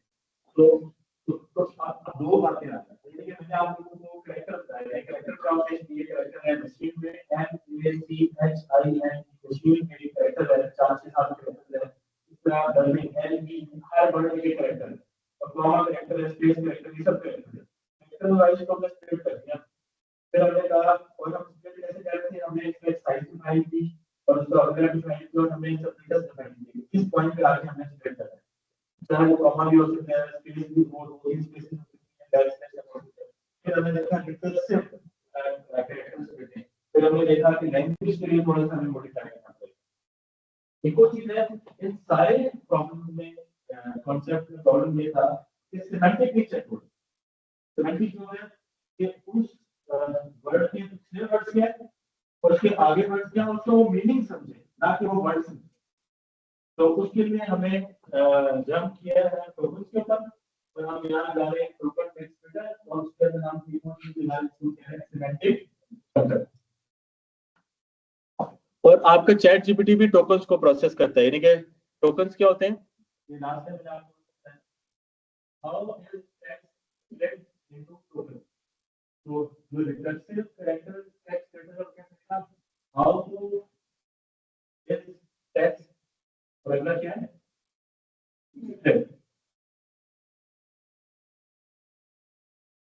हमारे पास सेल साइज है,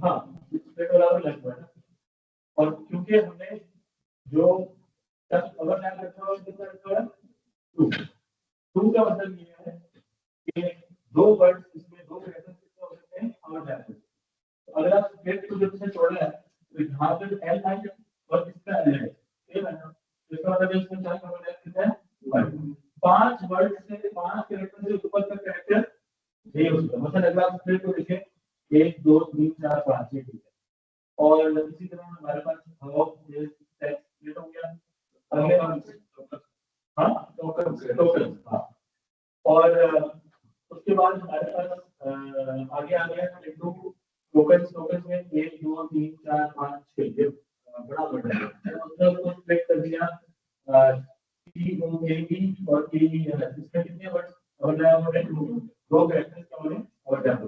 लेकिन अगर हम इस टेक्स्ट को स्प्लिट करते हैं टोकन की फॉर्म में, अगर यहाँ पे हमारे रिकर्सिव कैरेक्टर टेक्स्ट फिल्टर की होती है टोकन टेक्स्ट फिल्टर है, तो how is text split into, ये कितने टोकन है, 5 टोकन, और उसके बाद हमने अगला क्या लिखा है, स्प्लिट इनटू टोकन। यहाँ पे भी हमने 3 टोकन में डिवाइड किया, और पहला कितने टोकन किया, तो दो इसमें कैरेक्टर वाइज नहीं है बल्कि टोकन वाइज।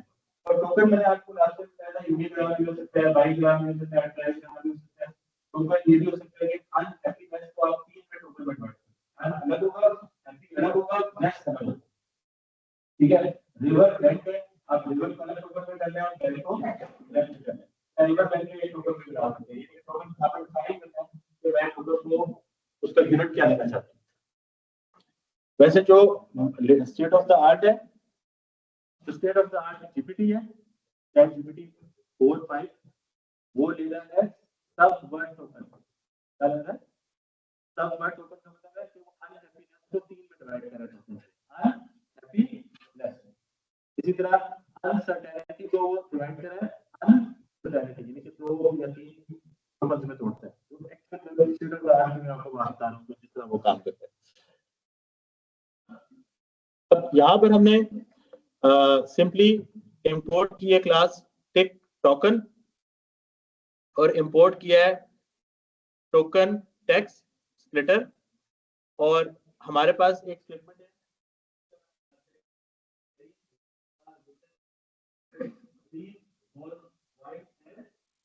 तो ये पूरी एक आपके डिफरेंट है। अगर आप इसको टोकन में ऐसे डिवाइड करते हैं कि आपने इसमें लिखा है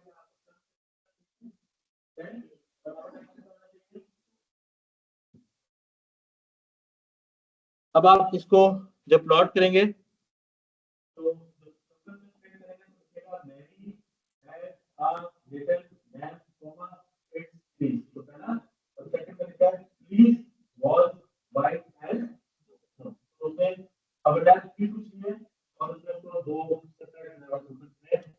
सेगमेंट्स में उसको डिवाइड कर दिए।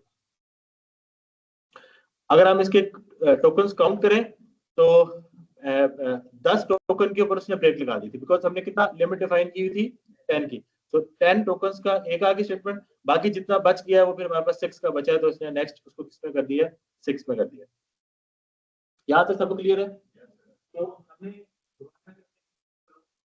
हमने ये इस बात को एस्टैब्लिश किया कि हम अपने सिस्टम में डॉक्यूमेंट्स लोडिंग करेंगे, चाहे वो पीडीएफ हो, चाहे वो सीएसवी हो, चाहे वो एचटीएमएल हो, चाहे वो मार्कडाउन फाइल हो, चाहे वो जिपिटर नोटबुक्स हो, चाहे वो जिप हो, मूवी फाइल हो, पीएनजी हो, जेपीजी हो, ठीक है। उसकी बेसिस पर आप इसमें क्लास निकालिए, उसका लिंक देना है और वो चीज लोड करेंगे।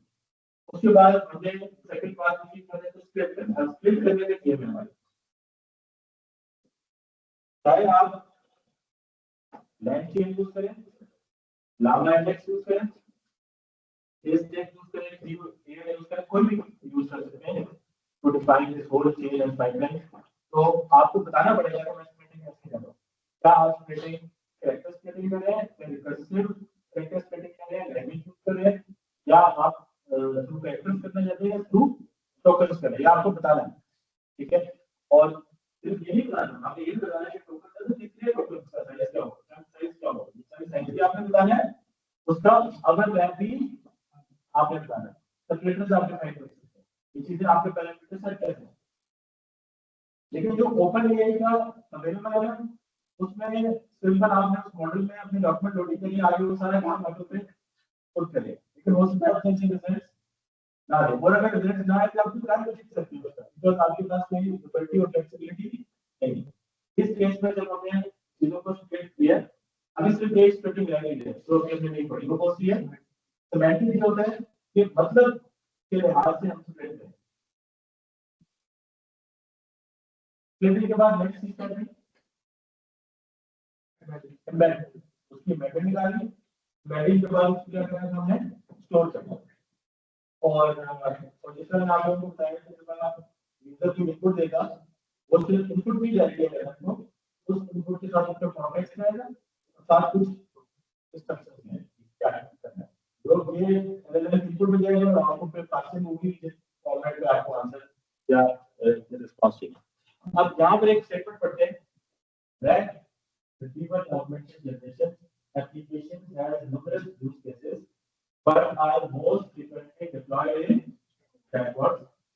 Agri line है, domestic dogs are descendants from an extinct population of less than wolves over 14,000 years. आपको लग रहा है कि क्या ये दोनों चीजें रिलेटेड है या अनरिलेटेड है? एक और बात कर रहे हैं और ये और बात कर रहे हैं। तो सेमेंटिक स्प्लिटिंग क्या होती है? सेमेंटिक स्प्लिटिंग में हमने यहाँ पर import open AI embedding import equal class that is called semantic chapter, उसमें हमने ओपन एआई एम्बेडिंग में एक पीडीएफ और मॉडल बताया है, जो हमारा टेक्स्ट एम्बेडिंग का एक मॉडल होता है। सेमेंटिक चैप्टर में हमने सिर्फ ये इनपुट्स लेनी है, हमने अपना थ्रेशोल्ड बताना है, उसकी ब्रेक पॉइंट पे थ्रेशोल्ड की टाइप बतानी है और थ्रेशोल्ड की अमाउंट बतानी है। जब आप थ्रेशोल्ड की टाइप और अमाउंट बताएंगे, उस वैल्यूज के हिसाब से वो हिसाब लगा लेगा कि ये वाली लाइन और ये वाली लाइन आपस में रिलेटेड नहीं है, और उसके बाद हम उसकी अमाउंट के बताएंगे कि पूरी तरह वो उसकी वैल्यू को कैसे लगा के अपने सिस्टम में स्टोर करना है। तो इसी वैल्यूज आप उसके साथ प्ले करके आप क्या बातों में दो जुमले आपस में थोड़े से रिलेटेड होते हैं, बात क्या आपने वो थोड़ा सा रिलेशन भी स्प्रेड करना है या बिल्कुल ही आपने रिलेशन तब आपने स्प्रेड करना है, तो वही चीजें आपको बताएं। हमें बात मिले तो ठीक है, कुछ पैरामीटर्स डिफाइन करने होंगे। सो अगर आप सिमेंटिक स्प्लिटिंग करेंगे तो ये तो दो जुमले हैं ना, ये आपस में अलग अलग सेव होंगे, यानी कि इसका कोई आपस में रिलेशन नहीं। यहां तक सबको क्लियर है? अच्छा, अब हम आते हैं रैंक में जो आर का वर्ड है वो है रिट्रीवल। आर स्टैंड्स फॉर और ए स्टैंड्स फॉर ऑगमेंटेशन। ऑगमेंटेशन ये थी जो हमने डॉक्यूमेंट कोडिंग की है, अब हमने उसको रिट्रीव करना है। तो यूजर ने क्या किया, हमारे पास इनपुट दिए, इनपुट जो दिए है वो हमारे पास उससे क्या जनरेट होगी, रिट्रीवल की क्वेरी, और वो किसका दे दिया है, वेक्टर डेटाबेस है। वेक्टर डेटाबेस उस क्वेरी के लिए रिट्रीवल क्वेरी के लिए क्या जनरेट करेगा, और यूजर इनपुट की बेस के ऊपर क्या जनरेट कर रहा है, इस बात को समझ आती है ना। तो इसके लिए I have already conveyed you this particular point. तो यहाँ पर मैं ऑलरेडी आप लोगों को एक कॉन्सेप्ट समझा चुका हूँ। एक होती है डेंस एन्कोडिंग और एक होती है स्पार्स। डेंस एन्कोडिंग जो होती है import chunks as a single vector with non zero component. तो हर वेक्टर में कुछ इनपुट सब मिलते हैं। स्पार्स में होता है encode using word matching with mostly, उसमें कुछ के ब्रांच होते हैं, बाकी सब क्या होते हैं, जैसा मैंने आपको चैप्टर में how to handle big data in a single computer। उसमें आपको स्पार्स रिप्रेजेंटेशन दिखाई देगी। तो इसके अपने फायदे, अगर आप बैलेंस करेंगे तो इट कैप्चर्स सिमेंटिक, जिसका मैंने आपको बताया, मैं आपको सर्च करता हूं अपने यूजर लिखते हैं ना what are the treatments of liver cancer, sorry what are the treatments of liver cancer. तो अगर आपकी डॉक्यूमेंटेशन में ये वर्ड दिया हुआ है थेरेपी ऑफ इन्फेक्शन लीजन, वो भी इसमें आ जाए अगर आप सिमेंटिक यूज करें। लेकिन अगर आप स्पार्स यूज करें तो उसमें नहीं है, लेकिन ये सर्च बहुत जल्दी होता है, ठीक है। इसमें ये भी सारी होता है, एक्सटेंडेबल होता है, रियल वर्ड आप उसमें सर्च कर सकते हैं, सारे कोई वर्ड जैसे स्पीड तो पाने में आता है, ठीक है। और आपने लिखना है तो आप इसको कैसे मैच करेंगे, पास में से एक वर्ड सर्च करेंगे, लेकिन सिमेंटिक यूज करते वक्त मीनिंग लोकल हो गया तो उसको कॉन्टेक्स्ट में देखा गया। सो स्पार्स के लिए मैंने आपको टीएफ आईडीएफ ऑलरेडी पढ़ाया हुआ है अपने उस कोर्स में जो हमारा टेक्स्ट माइनिंग का चैप्टर था। इसके अलावा टीएफ आईडीएफ के अलावा एक और technique very a way to have a fast retrieval method। तो मैं आपको लेकिन आपके और से तो मैं ये हाइलाइट करूंगा, मैं स्पार्स प्रेजेंटेशन को क्लिक करता है और टेक्स्ट बाद में अगर आप सवाल लिखते हैं वहां नहीं आ रहा है तो आपको 104-5 मिनट वेट करना पड़ेगा, तो आप बहुत यूज करेंगे नहीं, आप गिव अप कर जाएंगे मेरे जो आपने नहीं करा तो वो अब नहीं अगर आप उसको एक्सेप्शन से बनाएंगे तो वहां निकाल, ठीक है। सवाल का ये भी होता है कि हम सर्च करते हैं ना, मैच तो कर जाता है लेकिन जो सवाल आप पूछना चाह रहे हैं वो नहीं है, जो आंसर है उसके लिए सिमेंटिक ज्यादा इंपॉर्टेंट है। तो ये जब इसके दोनों के फायदे के सवाल आप एक मिक्स एंड मैच क्या करना है, that is also you have. तो दूसरा आपको मैंने बताया कि जो सेकंड अप्रोच है वो उसमें है बीएम 25 है, और बीएम 25 जो है वो यूज आप कर सकते हैं। सॉरी मैं ज्यादा आगे चला गया। सो एक आपके पास पार्स रिप्रेजेंटेशन में हमारे पास जिससे मैंने आपका डेंस है, दूसरा कौन सा है बीएम 25। बीएम 25 आपने करना है import BM 25 retriever, simple class call करनी है और आपने यहां पर एक यूजर लिखा है Python class by this Python का कंपोनेंट है, सिमिलरली पाइथन लाइब्रेरी का कंपोनेंट पाइथन लाइब्रेरी का दिया गया है, और बीएम रिट्रीवर और फ्रॉम टेक्स्ट प्रॉब्लम स्पेरिकल में 3 बेस्ट मैसेज मुझे आपने देने हैं। उसके बाद आपने लिखा, आपने एक डॉक्यूमेंट लिखा रैंक क्लास पाइथन क्रिएटेड, तो जब आपने लिखा तो उसने जवाब दिया Python was created by learner. ठीक हो गया, जो सवाल पूछा वैसे आपने क्या किया जवाब दिया। तो ये आपका है बीएम 25। और अगर आपने रैग में इसको इंप्लीमेंट करना है तो आपने सिंपली क्या करना है कि जो आपने रिट्रीव करनी है, जो फ्रॉम डॉक्यूमेंट से रिट्रीव करनी है, कौन सी रिट्रीव करनी है बीएम 25। रिकर्सिव टेक्स्ट प्रेडिक्शन के लिए टेबल डिफाइन करके चार साइज का टाइप किया है। तो कॉन्टेक्स्ट में रिट्रीवल आएगा तो यहाँ से रिट्रीवल क्वेश्चन में कॉन्टेक्स्ट पे देगी और क्वेश्चन जो आपने किया मैसेजेस पास हो जाएगा, प्रॉम्प्ट होगा तो प्रॉम्प्ट से प्रॉम्प्ट का टेम्पलेट होगा, वेरिएबल में जाएगा तो क्या देगा।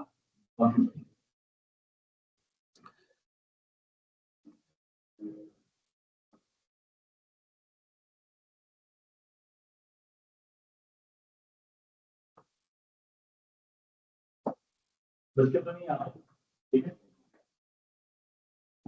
अब अगला क्वेश्चन क्या आता है, जब आप अपने माइंड से सोचिए कि अब आपने जो इसमें इनपुट दिए उसके लिए हमारे पास आउटपुट आई है। अब हमें ये चेक करना है क्या ये जो आउटपुट आई है ये सही है या हमें कुछ मैट्रिक्स डिफाइन करना पड़ेगा, ऐसे ही है। तो इसके मल्टीपल मैट्रिक्स डिफाइन की जा सकती है। मल्टीपल मैट्रिक्स कैसे डिफाइन की जा सकते हैं कि जहां पे यूजर ने क्या दिया था, क्वेश्चन दिया था, वो क्वेश्चन सर्च में गया, उसने डॉक्यूमेंट्स की सर्च की, उस डॉक्यूमेंट सर्च करने के बाद उसने रेलेवेंट डॉक्यूमेंट्स को कॉन्टेक्स्ट की फॉर्म में प्रेजेंट किया। अब एक सवाल ये पैदा होता है, ये जो कॉन्टेक्स्ट आया है, डॉक्यूमेंट आया है, क्या ये डॉक्यूमेंट रेलेवेंट है टू द क्वेश्चन? ये एक चेक हो सकता है ये डॉक्यूमेंट है क्या ये क्वेश्चन से रेलेवेंट है। चलो क्वेश्चन आ गया, तो डॉक्यूमेंट आ गया और ये क्वेश्चन मिल के एक प्रॉम्प्ट बना और प्रॉम्प्ट से कोई आंसर है। तो ये जो आंसर आया है, ये आंसर जो आया है, ये आंसर आया कि क्या है डॉक्यूमेंट से लिया गया है कि नहीं लिया, विचल से नहीं, लेकिन जो उसने आंसर दिया क्या उसने इस डॉक्यूमेंट को रेफर किया है, इसलिए कि डॉक्यूमेंट में एबीसी लिखा हुआ है और आंसर आया है, तो ये एक चेक हो सकता है। फिर जो आंसर आया है वो आंसर हमारा, क्या जो आंसर आया वो हमारे इस क्वेश्चन को एड्रेस करता है कि नहीं करता। मतलब आपने मुझसे पूछा था कि यार ये कोर्स विड्रॉ करने की पॉलिसी क्या है, और आंसर आया कि यार आपका सीजीपी अगर 2 से कम होगा तो प्रोविजन होगी। तो जो आंसर जो है वो क्वेश्चन के साथ रेलेवेंट नहीं है। हमें बात समझ में, फिर एक हो सकता है जो आंसर आया है और जो हकीकत में एक्चुअल आंसर था, ग्राउंड ट्रूथ था, उससे उसको कंपेयर किया जाए कि हमारा आंसर एग्जैक्ट आंसर से कितना मैच करता है। हम उससे क्वेश्चन पूछते हैं यार ये प्रोग्रेशन जो है ना कितना जीपीए है, वो तो प्रोग्रेशन होती है, तो आंसर सपोज करें आता है हमारे पास 2.2 या 2.5, तो एक्चुअल तो पता है 2 से कम होगा तो प्रोग्रेशन होगी। तो ये ग्राउंड ट्रूथ से कंपेयर, तो ये सारे मैट्रिक होते हैं। इसको इससे कंपेयर करना एक मैट्रिक है, इसको इससे कंपेयर करना एक मैट्रिक है, इस चीज को इससे कंपेयर करना एक मैट्रिक है, और इसको ग्राउंड ट्रूथ से कंपेयर करना एक मैट्रिक है। 6-7 4-5 मैट्रिक्स हैं जिसके थ्रू आप परफॉर्मेंस बता सकते हैं कि आपके बैग की परफॉर्मेंस एग्री और डिसएग्री। अगर आपने कुछ सवाल पूछा है तो आप ये चेक करते रहते हैं क्या मैंने सवाल पूछा था उससे क्या रेलेवेंट डॉक्यूमेंट जो रिट्रीव करता था वही रिट्रीव किया है। तो मैंने अगर आपसे सवाल पूछा है मैथमेटिक्स के बारे में, तो मैथमेटिक्स की पॉलिसी डॉक्यूमेंट है उससे भी बात नहीं है। फिर जवाब दिया है, जितने जवाब में क्लेम किए हैं इंटरप्रिटेशन का डॉक्यूमेंट है उसमें कितने क्लेम है वो उसका रेशियो निकाल दीजिए। ऐसा तो नहीं है इंटरप्रिटेशन में 3 क्लेम किए और आपने कुल 4 क्लेम किए, ऐसा तो नहीं किया। इतने क्लेम आपके डॉक्यूमेंट में 24 क्लेम किए हमारा आंसर, और फिर आप उसके आंसर पर ग्राउंड ट्रूथ आंसर से कंपेयर करके बता सकते हैं कि मेरा आंसर सही आया है या नहीं। सो रैग को वैल्यूएट करने के लिए हम लोग मतलब आपने यूजर ने क्वेश्चन पूछा what are the main components of RAG architecture, इसका एग्जैक्ट आंसर था रिट्रीवल एंड जनरेशन। आंसर आया क्या, ट्रेनिंग एंड कोडिंग। तो जब आंसर टोटल गलत आया तो बेसिकली आपके पास जो इसकी आउटपुट होगी वो 0 आएगी, ठीक है। अगर आपका आंसर गलत आया है तो आपका स्कोर क्या आएगा, 0। तो क्योंकि आंसर था रिट्रीवल एंड जनरेशन, आपने अपने प्रेडिक्टेड आंसर को ग्राउंड ट्रूथ रेफरेंस आंसर से कंपेयर किया और आंसर नहीं सही आया तो स्कोर क्या है, 0। तो बेसिकली जो इसकी फ्रेमवर्क है ना, इसमें 2 बातें हैं, जनरेशन और रिट्रीवल। रिट्रीवल के पर्सपेक्टिव से ये 2 पैरामीटर है, कॉन्टेक्स्ट की प्रिसिजन चेक करना, कॉन्टेक्स्ट का रिकॉल चेक करना। जनरेशन के हवाले से 2 पैरामीटर है, फेथफुलनेस चेक करना और आंसर की क्या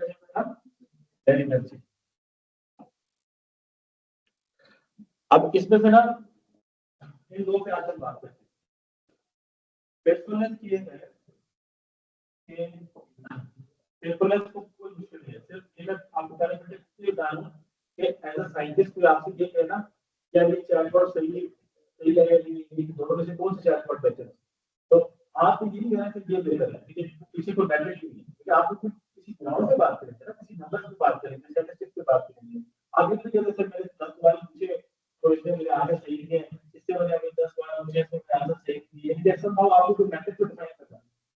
तो एक मैट्रिक क्या होगा आपके पास, क्या कहते हैं उसको,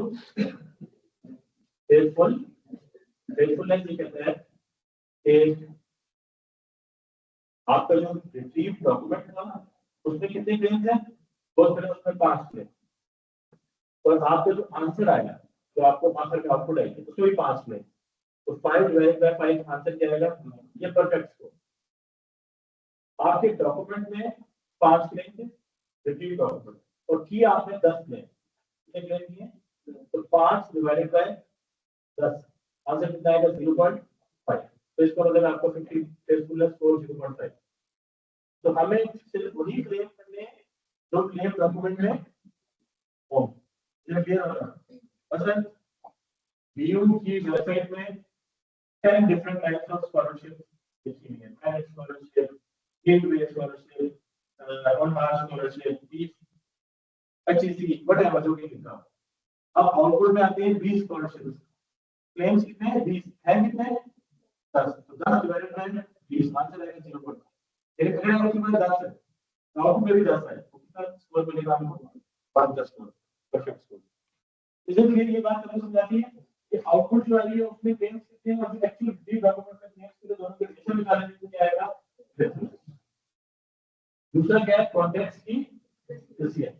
कॉन्टेक्स्ट की प्रिसीजन ये है कि जो सवाल हमने पूछा है, यूजर ने सवाल पूछा है, क्या उस सवाल के पर्सपेक्टिव में डॉक्यूमेंट वही आया जो हम चाह रहे हैं, ठीक है। तो इसका क्या मतलब हुआ कि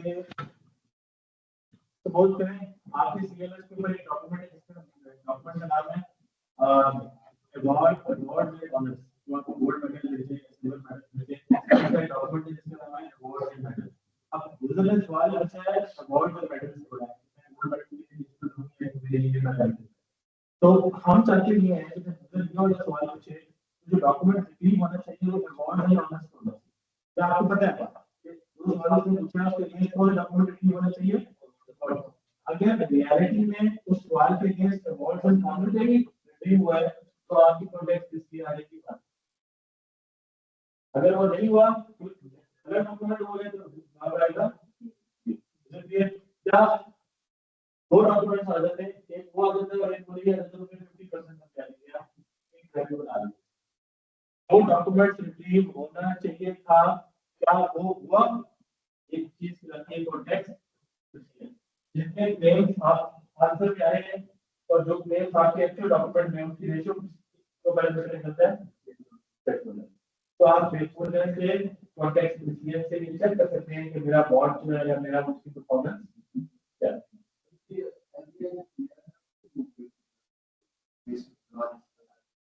दोबारा पूछो ना,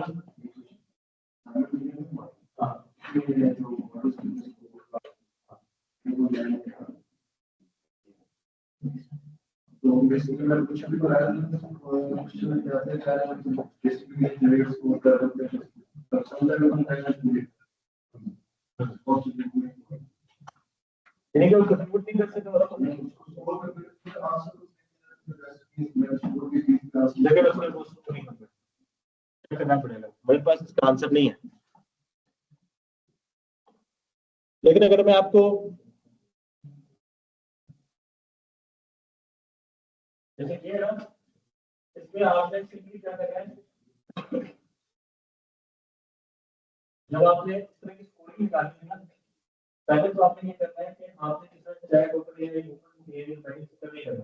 अब आपने जो रिवर्स फ्रेमवर्क है उसमें इंटीग्रेशन में लैंग्वेज में इंपोर्ट करना है इवैल्यूएशन चेन, इस चेन को क्लास को पहले इंपोर्ट करना है, फिर जहां पे आपने इंपोर्ट करना है फेथफुलनेस को, लेकिन आपने पैरामीटर्स जो आपने इंक्लूड करने हैं उनको आपने इंपोर्ट किया, पहले आपने चेक करना है क्या आप इंपोर्ट कर रहे हैं, फिर आपने अपना चैट का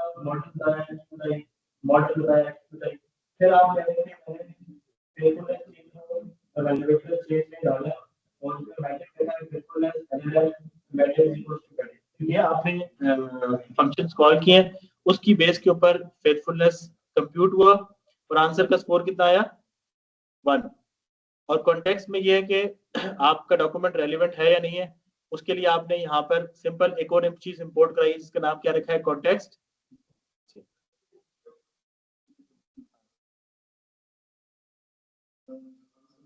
हाँ, क्योंकि वो उसके फ्री टोकन खत्म हो जाते हैं।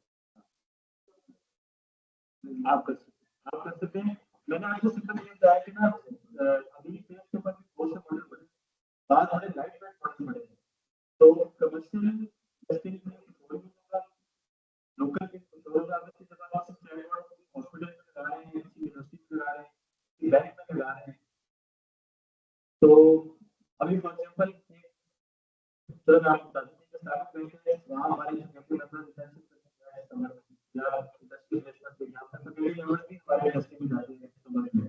तो उस बैंक को ये था कि उनके पास एक बड़ी ना कोई इस्लामिक इन्वेस्टिगेशन की या इस्लामिक प्रिंसिपल की किताब थी, कोई चाहते हैं इसको मैं चेक करता हूँ कि ये इसके लिए कौन सा सकता है या ये इस्लामिक प्रिंसिपल में कहाँ स्टैंड करता है, वो पूरी डॉक्यूमेंट जो है ना वो ओपन या मॉडल में लोड कर लें। उसके बाद हम जाने के डॉक्यूमेंट ढूंढते रहे, रेफरेंस को गूगल से सर्च करते रहे, आप उससे चैट बॉक्स से सवाल पूछते हैं तो वो उस डॉक्यूमेंट में ढूंढता है और उस डॉक्यूमेंट का फॉर्म डाल देता है कि क्लास की सारी लाइन कैसे बनेगी। तो आपको भी जाके उस पे तो जो मैं बिलियंस ऑफ डॉलर्स का रिसर्च कर रहा है उसको ओपन किया उनके मॉडल परचेज करने में क्या प्रॉब्लम है, तो वहाँ आप उनके यूजर वेरी रैपिड है टेस्ट बट आप एप्लीकेशन सोचे ना यूजर इंटरफेस जो आपके एम्प्लॉइज कर रहे हैं, जो आपका स्टाफ है, जो आपके स्टूडेंट्स हैं, जो आपके पेशेंट्स हैं, लेकिन टाइम रियल कैरिंग है आपको कौन किताबें पढ़ते हैं आपकी मल्टीपल किताबें, तो वो मॉडल उसे जब इम्प्लीमेंट किया तो वो बैंक वाले जब इसको हटी ये they want to acquire this project, तो फिर सिंपली ये अभी भी वो जो रेफरेंस दे रहे हैं मेरे को खुद भी किताब खोल के चेक कर लेते हैं यार ये पता चले इसमें रेफरेंस वीडियो आगे वो चेक कर लेते हैं। तो कॉन्टेक्स्ट प्रिसिजन आपके केस में 0.9995 आ गया। 2/3 of the lecture is gone. हम बोली के चलिए एक दो मिनट थोड़ा सा मैं आपको भेज देता हूँ।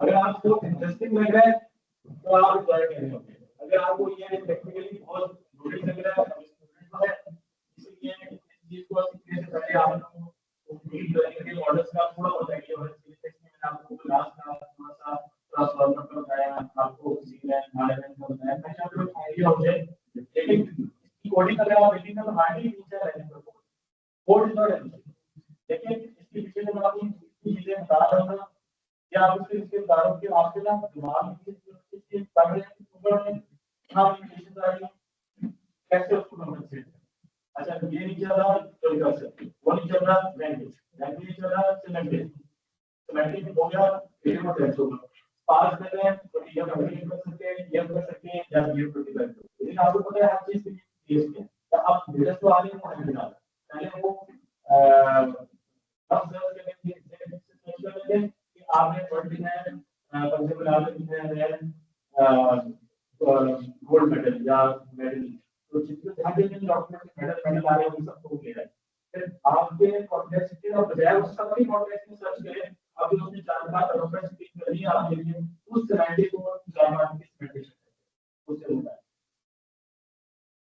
देखें, ठीक है। अब लास्ट जो टॉपिक है दैट इज रैग के पीछे क्या लगेगा ग्राफ रैग का स्टेट ऑफ कार्ड, और अगर आप लोग को याद करें आप लोगों को ग्राफ डेटाबेस का चैप्टर पूरा पढ़ाया था जिसमें मैंने आपको न्यू 4J का बताया था, मैंने आप लोगों को साइकिल लैंग्वेज मैंने आप लोगों को पूरी एक्सप्लेन कर दी थी, उसको मैं वीडियो प्ले करके दिखाया था, मैंने आपको कहा था और असाइनमेंट में भी दिया था कि आप लोग इस तरह न्यू 4J में जाए अपना अकाउंट बनाए अपनी बनाए अपना पासवर्ड ले उसको पाइथन से कनेक्ट करें और ग्राफ है सिस्टम आपसे जरूर एक्सपेक्ट करता हूँ कि आप एक दफा ये काम करके बेसिक लेवल में छोटा सा सैंपल के एक दफा नोट्स और एडिट के बना के देखते हैं कि हाँ यार ये चीज है। तो रैंक की ना हम जो अभी तक हमने जितना भी रैंक बात किया है कौन सा रैंक था वेक्टर। क्यों? क्योंकि हमारा जो स्प्रेडिंग हो रही है उसके बाद जो कंपेयरिंग हो रही है वो वेक्टर मैनेज है और वेक्टर मैनेज जा रही है वेक्टर डेटाबेस इसमें जा रही है वेक्टर और फिर वहीं से रिट्रीव होती है। प्रॉब्लम क्या है रैंक का एक मसला यह आता है कि बाद में बड़ा स्लो हो जाता है क्योंकि आप लोगों को मैंने बताया जो भी आप टेक्स्ट लिखते हैं उसका कंपेयरिंग मॉडल होता है वो डेटाबेस में स्टोर होता है उसका 3 डायमेंशनल स्पेस में वेक्टर आ जाता है। एक्स रे मतलब सिर्फ 3 की बात की कॉन्टेक्स्ट लिखेंगे तो वो कॉन्टेक्स्ट इवेंट होगा आपको उसके बाद से आउटपुट देना शुरू कर देगा। ये आपको कॉन्टेक्स्ट नहीं है तो उसमें ये सारे कॉन्टेक्स्ट दर्ज किए हुए हैं के बीच में स्लो है।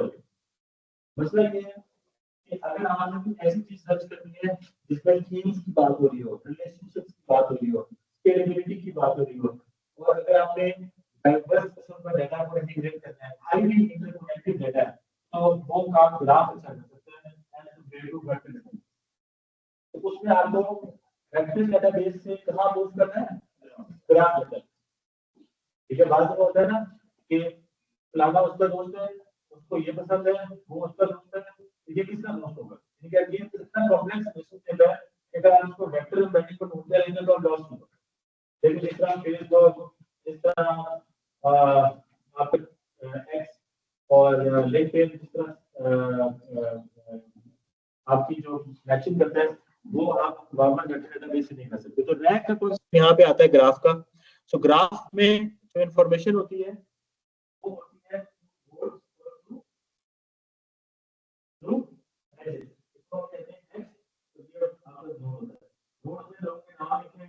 यहाँ फुटबॉल क्लब है बार्सिलोना और बार्सिलोना एक जगह पे नाम है और जेम्स एक होता है ये इसके साथ काम कर रहा है जिसके साथ एरोस बायोलॉजी हो सकते हैं ये बात ऑलरेडी ग्राफ डेटाबेस में कर चुके हैं।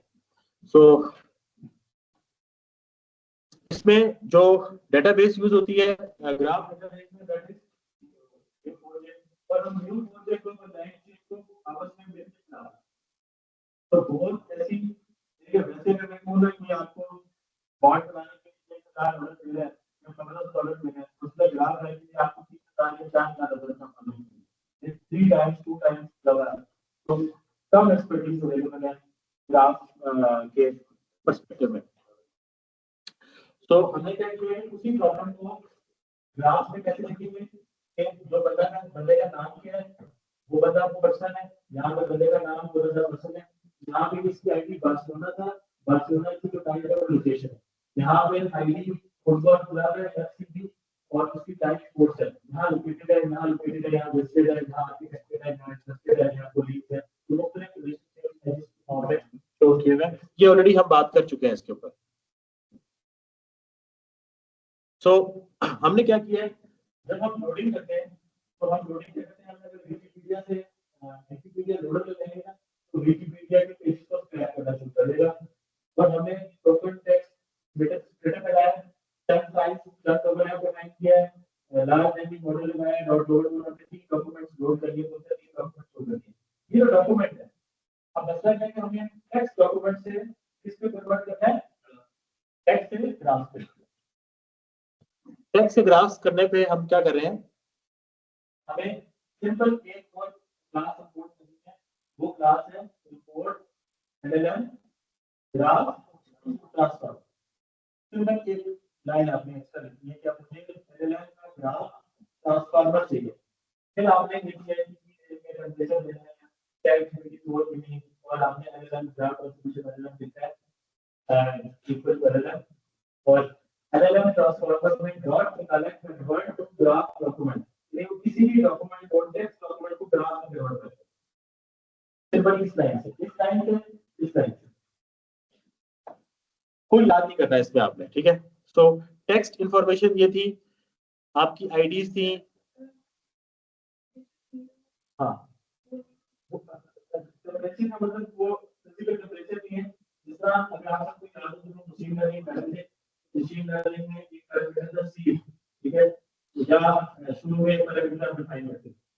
तो मैंने कहा था कि आप पैरामीटर डिफाइन नहीं करेंगे ना तो आगे वाले मशीन लर्निंग की आउटपुट आएगी वो डिफरेंट आएगी, थोड़ी बहुत अलग आएगी। तो एकदम एक्यूरेसी करेंगे कि 87%, बाद दफा की 86%, बाद दफा 88%, क्योंकि वो स्टार्ट कहां से कर रहा है ये मैटर करता है। तो यहाँ पे टेम्परेचर 0 देने का मतलब ये है नेक्स्ट टाइम अगर आप टेम्परेचर 0 देंगे तो यही आंसर आएगा, यानी कि अगर आप टेम्परेचर नहीं देंगे ना तो हर दफा आंसर थोड़ा बहुत फर्क है, क्योंकि ये रन टाइम के ऊपर है। तो दो बातें याद रखना, गूगल में क्या होता है, हम गूगल में जब सर्च करते हैं ना तो गूगल में क्या करते हैं कि गूगल आपको जहाँ जहाँ आपने डॉक्यूमेंट सर्च किया है वो आपको निकाल के दे देता है। आपके पास रिजल्ट नहीं है, फिर second page, third page, fourth page आगे खुल देखो वो डॉक्यूमेंट रिलीज करते हैं from existing body of knowledge. That GPT is a pre trained model and it's generated. Generated मतलब रन टाइम का टेक्स्ट जनरेट करता है जो उसने लर्न किया है दुनिया के नॉलेज से। अब वो जरूरी नहीं जनरेट कर रहा है उसकी पढ़ी हुई है उसका नहीं हो। मतलब आप आपको ये मौका मिला है आज की क्लास का और पेज में जो 2-4 शेयर होते हैं तो ऐसे शेयर बनाने के पहले एग्जिस्ट नहीं करते किसी शायद नहीं शेयर हो। बाद में चैट जीपीटी से शुरू में बात भी करते हैं इसमें से कोई कॉम्प्लेक्स ये मुश्किल और उसके रेफरेंसेस तो ऐसे रेफरेंसेस एग्जिस्ट नहीं करते जो सब करता है वो होती है यूजर बेकअप की होती है एलुसिडेट करता है और जब एलुसिडेशन शुरू करता है कि पीछे आज तक की प्रॉब्लम सॉल्व नहीं हुआ क्योंकि बात सब ट्रेन की वो ऐसे कहना के ऊपर हुआ है जिसमें कंफ्यूज है। जैसे एक सवाल था कि शुरू में जीपीटी से मैंने आंसर टायर का डिफाइन किया किसने तो किसी को आंसर करना मेरा रैंक किसी को करना है तो यहाँ पे मुख्तलिफ लोगों ने मुख्तलिफ बातें की हुई है। ये डोमस ने जान के रिकमेंड मुश्किल से किया गया है क्लास सिविलाइजेशन में वो प्लानिंग में तो रहता ही ऐसे डाइवर्स है ग्राउंड ट्रूथ उसके पास नहीं है। तो इस तरह इट्स अ जनरेटिव चीज है। तो जब वो जनरेट करता है तो हमारे पास ना रेफरेंस आती है। तो ये आईडिया है ये मॉडल है और उसके बाद हमने न्यू फोर्जे को डेटाबेस से जोड़ सकते हैं या तो लोकल हो सकता है या क्लाउड हो सकता है। क्लाउड बेस में हमारे पास यूआरएल उसका यूजर नेम पासवर्ड ये काम ऑलरेडी आप लोगों को ग्राफ डेटाबेस में कराना है। आप एक फोर्जे यूजर नेम पासवर्ड दिया तो उसके बाद क्या होगा कि आप इन ग्राफ डॉक्यूमेंट्स को स्टोर कर सकते हैं और ग्राफ डॉक्यूमेंट्स को स्टोर करने के बाद उनके दरमियान इस तरह का ग्राफ जो है वो आपके टेक्स्ट से क्या हो जाएगा ग्राफ है। अब एक बात बताइए देखिए क्या इसी बोर्ड में एलएलएम ग्राफ ट्रांसफॉर्मर रिपोर्ट करें न्यू फोर्जे सब सेलेक्ट करें और वो बेसिकली क्या करेगा आपके टेक्स्ट में बदल देगा। नेक्स्ट टाइम जो होगा यूजर जो इनपुट देगा ना वो नेचुरल लैंग्वेज में वो natural language input cypher query में कन्वर्ट होगा। इसमें क्या होगी वो साइफर क्यूरी आपके उस ग्राफ डेटाबेस में करेगा और उस ग्राफ की इंफॉर्मेशन को लेगा और फिर उस ग्राफ की आउटपुट को जो साइफर की आउटपुट है दोबारा नेचुरल लैंग्वेज में कन्वर्ट। ठीक है यूजर ने साइफर क्यूरी नहीं लिखी लेकिन पीछे क्या चल रहा होगा पीछे साइफर चल रहा होगा पीछे न्यू फोर्जे चल रहा है। तो इस बारे में आप लोगों को दिखाऊं अगर आप इसकी स्कीमा बनाएं तो ये इसके आईडीज हैं ये नोड की प्रॉपर्टीज है ये उसके रिलेशनशिप्स हैं। उसके बाद अगर आपने तो आपके पास पर्सन का नाम है उसका नेम जेम्स है उसकी प्रॉपर्टी जो है रिलेशनशिप जो है फ्रेंड है और नोड आपका फ्रेंड हमें नहीं पता फ्रेंड कौन है हमें रिटर्न करे फ्रेंड तो वो सारा पूरी को सर्च करके आखिर में कितना जिसकी चुनना है वो फ्रेंड है तो वो उसने वो आउटपुट निकाल के दे दिया। तो अगर आप उसको पूछते हैं कि ये जो GPT-4 है ये किसने डेवलप किया है डेवलप्ड बाय व्हिच ऑर्गेनाइजेशन तो उसका जवाब आ जाएगा इसकी आईडी क्या है ओपन एआई। सो अगर मैं आपको ग्राफ की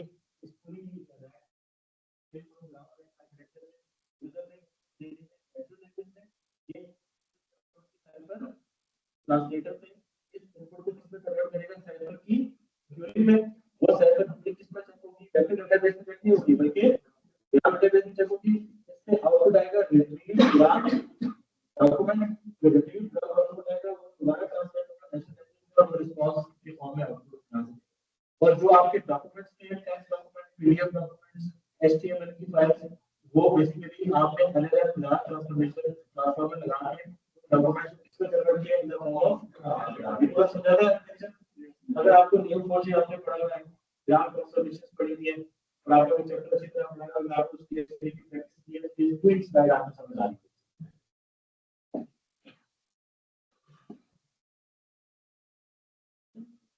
इसी तरह अब आपने एक सवाल लिखा, वेयर हैव जेम्स इनपुट आपके टेक्स्ट की फॉर्म में दी, टाइटल की फॉर्म में दी, तो वो इसमें से जेम्स को पिक कर लेगा, विल्सेट को पिक कर लेगा, जेम्स उसका नोड है, विल्सेट उसका रिलेशनशिप है, तो वो पूरे वो डेटाबेस में से सर्च करेगा कि जेम्स ये है, विल्सेट ये है, इसका इसकी कोलिग जो है वो ये है, ये अपने रेलेवेंट इंफॉर्मेशन जो है वो सर्च करेगा। इसमें भी प्रॉब्लम आती है, मतलब अगर आपने कुछ क्वेरी लिखी है तो पूरी डेटाबेस में उसको ढूंढना पड़ता है, स्लो हो जाता है।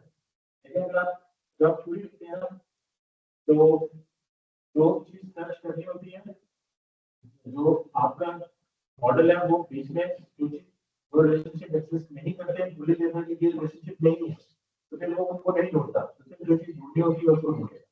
साथ कह सकते हैं कि लाना बंदा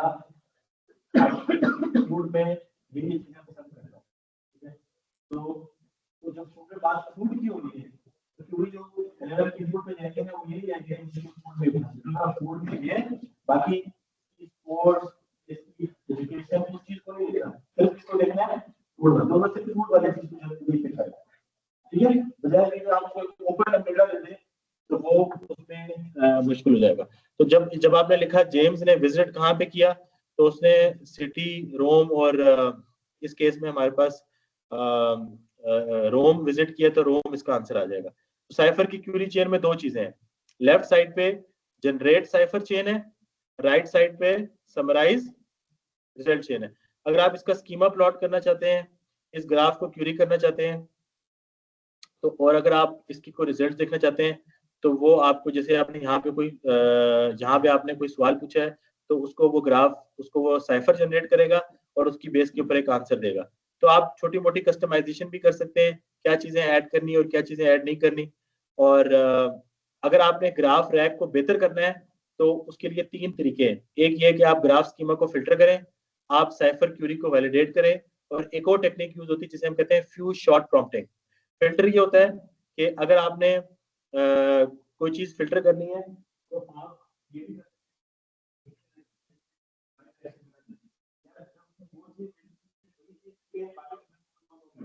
यहाँ पे आपने एक उसको क्यूरी दी है और उसके बाद आपने डायरेक्शंस को अपडेट किया। दूसरा एक और बड़ा जबरदस्त टेक्निक है, मुझे आगे भी आपको पढ़ेंगे, फ्यूज शॉर्ट प्रॉम्प्टिंग।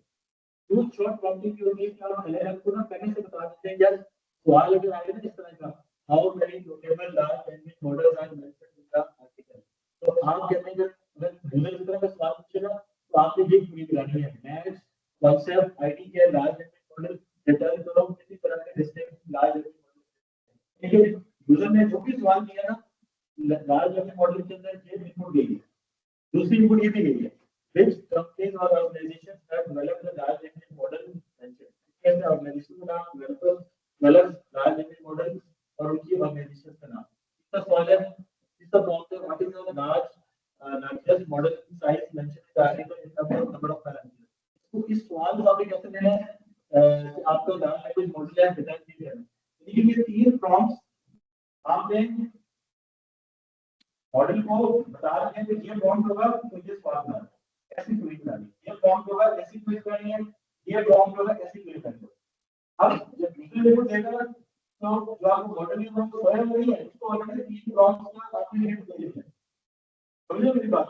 तो सबसे क्या होता है कि आप चैट जीपीटी जब आप सवाल पूछे ना तो आप समझाते हैं कि आप इसको ऐसे करो, तो ऐसे करो, तीन चार दफा आपको करते हैं, फिर आप अपना सवाल। तो यहाँ पे यूजर इनपुट दे रहा है, उससे पहले के फ्यू शॉर्ट प्रॉम्प्ट्स को ऑलरेडी जान चुके हैं, बात समझ ली। तो उससे क्या होगा, आउटपुट जैसे यूजर इनपुट देगा वो जिस तरह यहाँ पे है उसी तरह क्वेरी में से कन्वर्ट करेगा। अगर आप नहीं करेंगे तो शुरू में थोड़ा सा कंफ्यूज बैठा,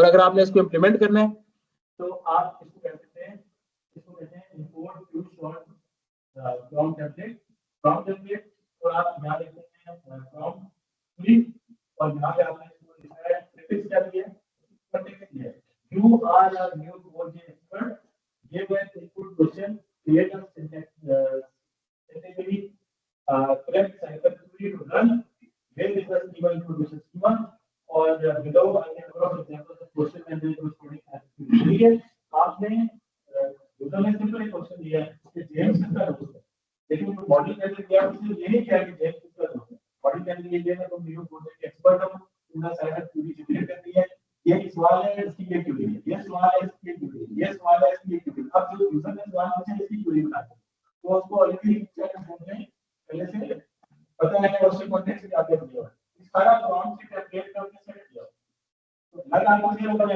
यार मैं तो सिंपल एक प्रॉम्प्ट देता हूं, इसे पूरे प्रॉम्प्ट का टेम्पलेट है, उसको आप शेयर सकते हैं, उसको प्ले कर सकते हैं, आप उसमें डिफाइन कर सकते हैं कि और कितनी है, पासिंग भी कर सकते हैं, टेम्पलेट भी आप क्या वो कर सकते हैं। सो ये कंप्लीट प्रॉम्प्ट उसको जाएगा और फिर आप इसकी फ्यू शॉर्ट प्रॉम्प्टिंग के थ्रू जो है वो आउटपुट जो है वो जनरेट होगी। ठीक है, और कोई क्वेश्चन यहाँ पे किसी का? लेकिन मैं तो बनाने का मतलब है कि आपने ग्राफ बेस पढ़ी है, साइकिल पढ़ी है, ये यूज होगी आपकी फास्ट बेस में, फास्ट का मतलब आप अपने रिलेशनशिप में वहां, और फ्यू शॉर्ट प्रॉम्प्टिंग एक टेक्निक है, और बात को करेंगे एक जो कि तीन एक प्रॉम्प्ट से एक जवाब जनरेट होता है, उसके प्रॉम्प्ट जनरेट होता है, फिर प्रॉम्प्ट होता है, फिर फाइनल प्रॉम्प्ट, तो ये चीजें यूज होती है तभी आप चाहेंगे कि थोड़ा अलग अलग प्रॉम्प्ट लिख देना या बात में थोड़ा नहीं देना, तो इसको बाय डिफॉल्ट करने के दे रहे हैं बिकॉज़ आप पीछे से हुआ, और बात तो आप कुछ चीज कर सकते हैं, हां ये एज अ प्रोफेशनल सोचो, ये एज अ हमारा मुझे वो क्या सोचना, ठीक है। तो आई होप आपको एक मैं ये जो रिकॉर्डिंग है ये भी आप लोगों के साथ जो है वो शेयर कर दूंगा, इन केस अगर आप लोगों ने जो है वो बाद में इसको रेफर करना हो। ठीक है जी, हाफिज़।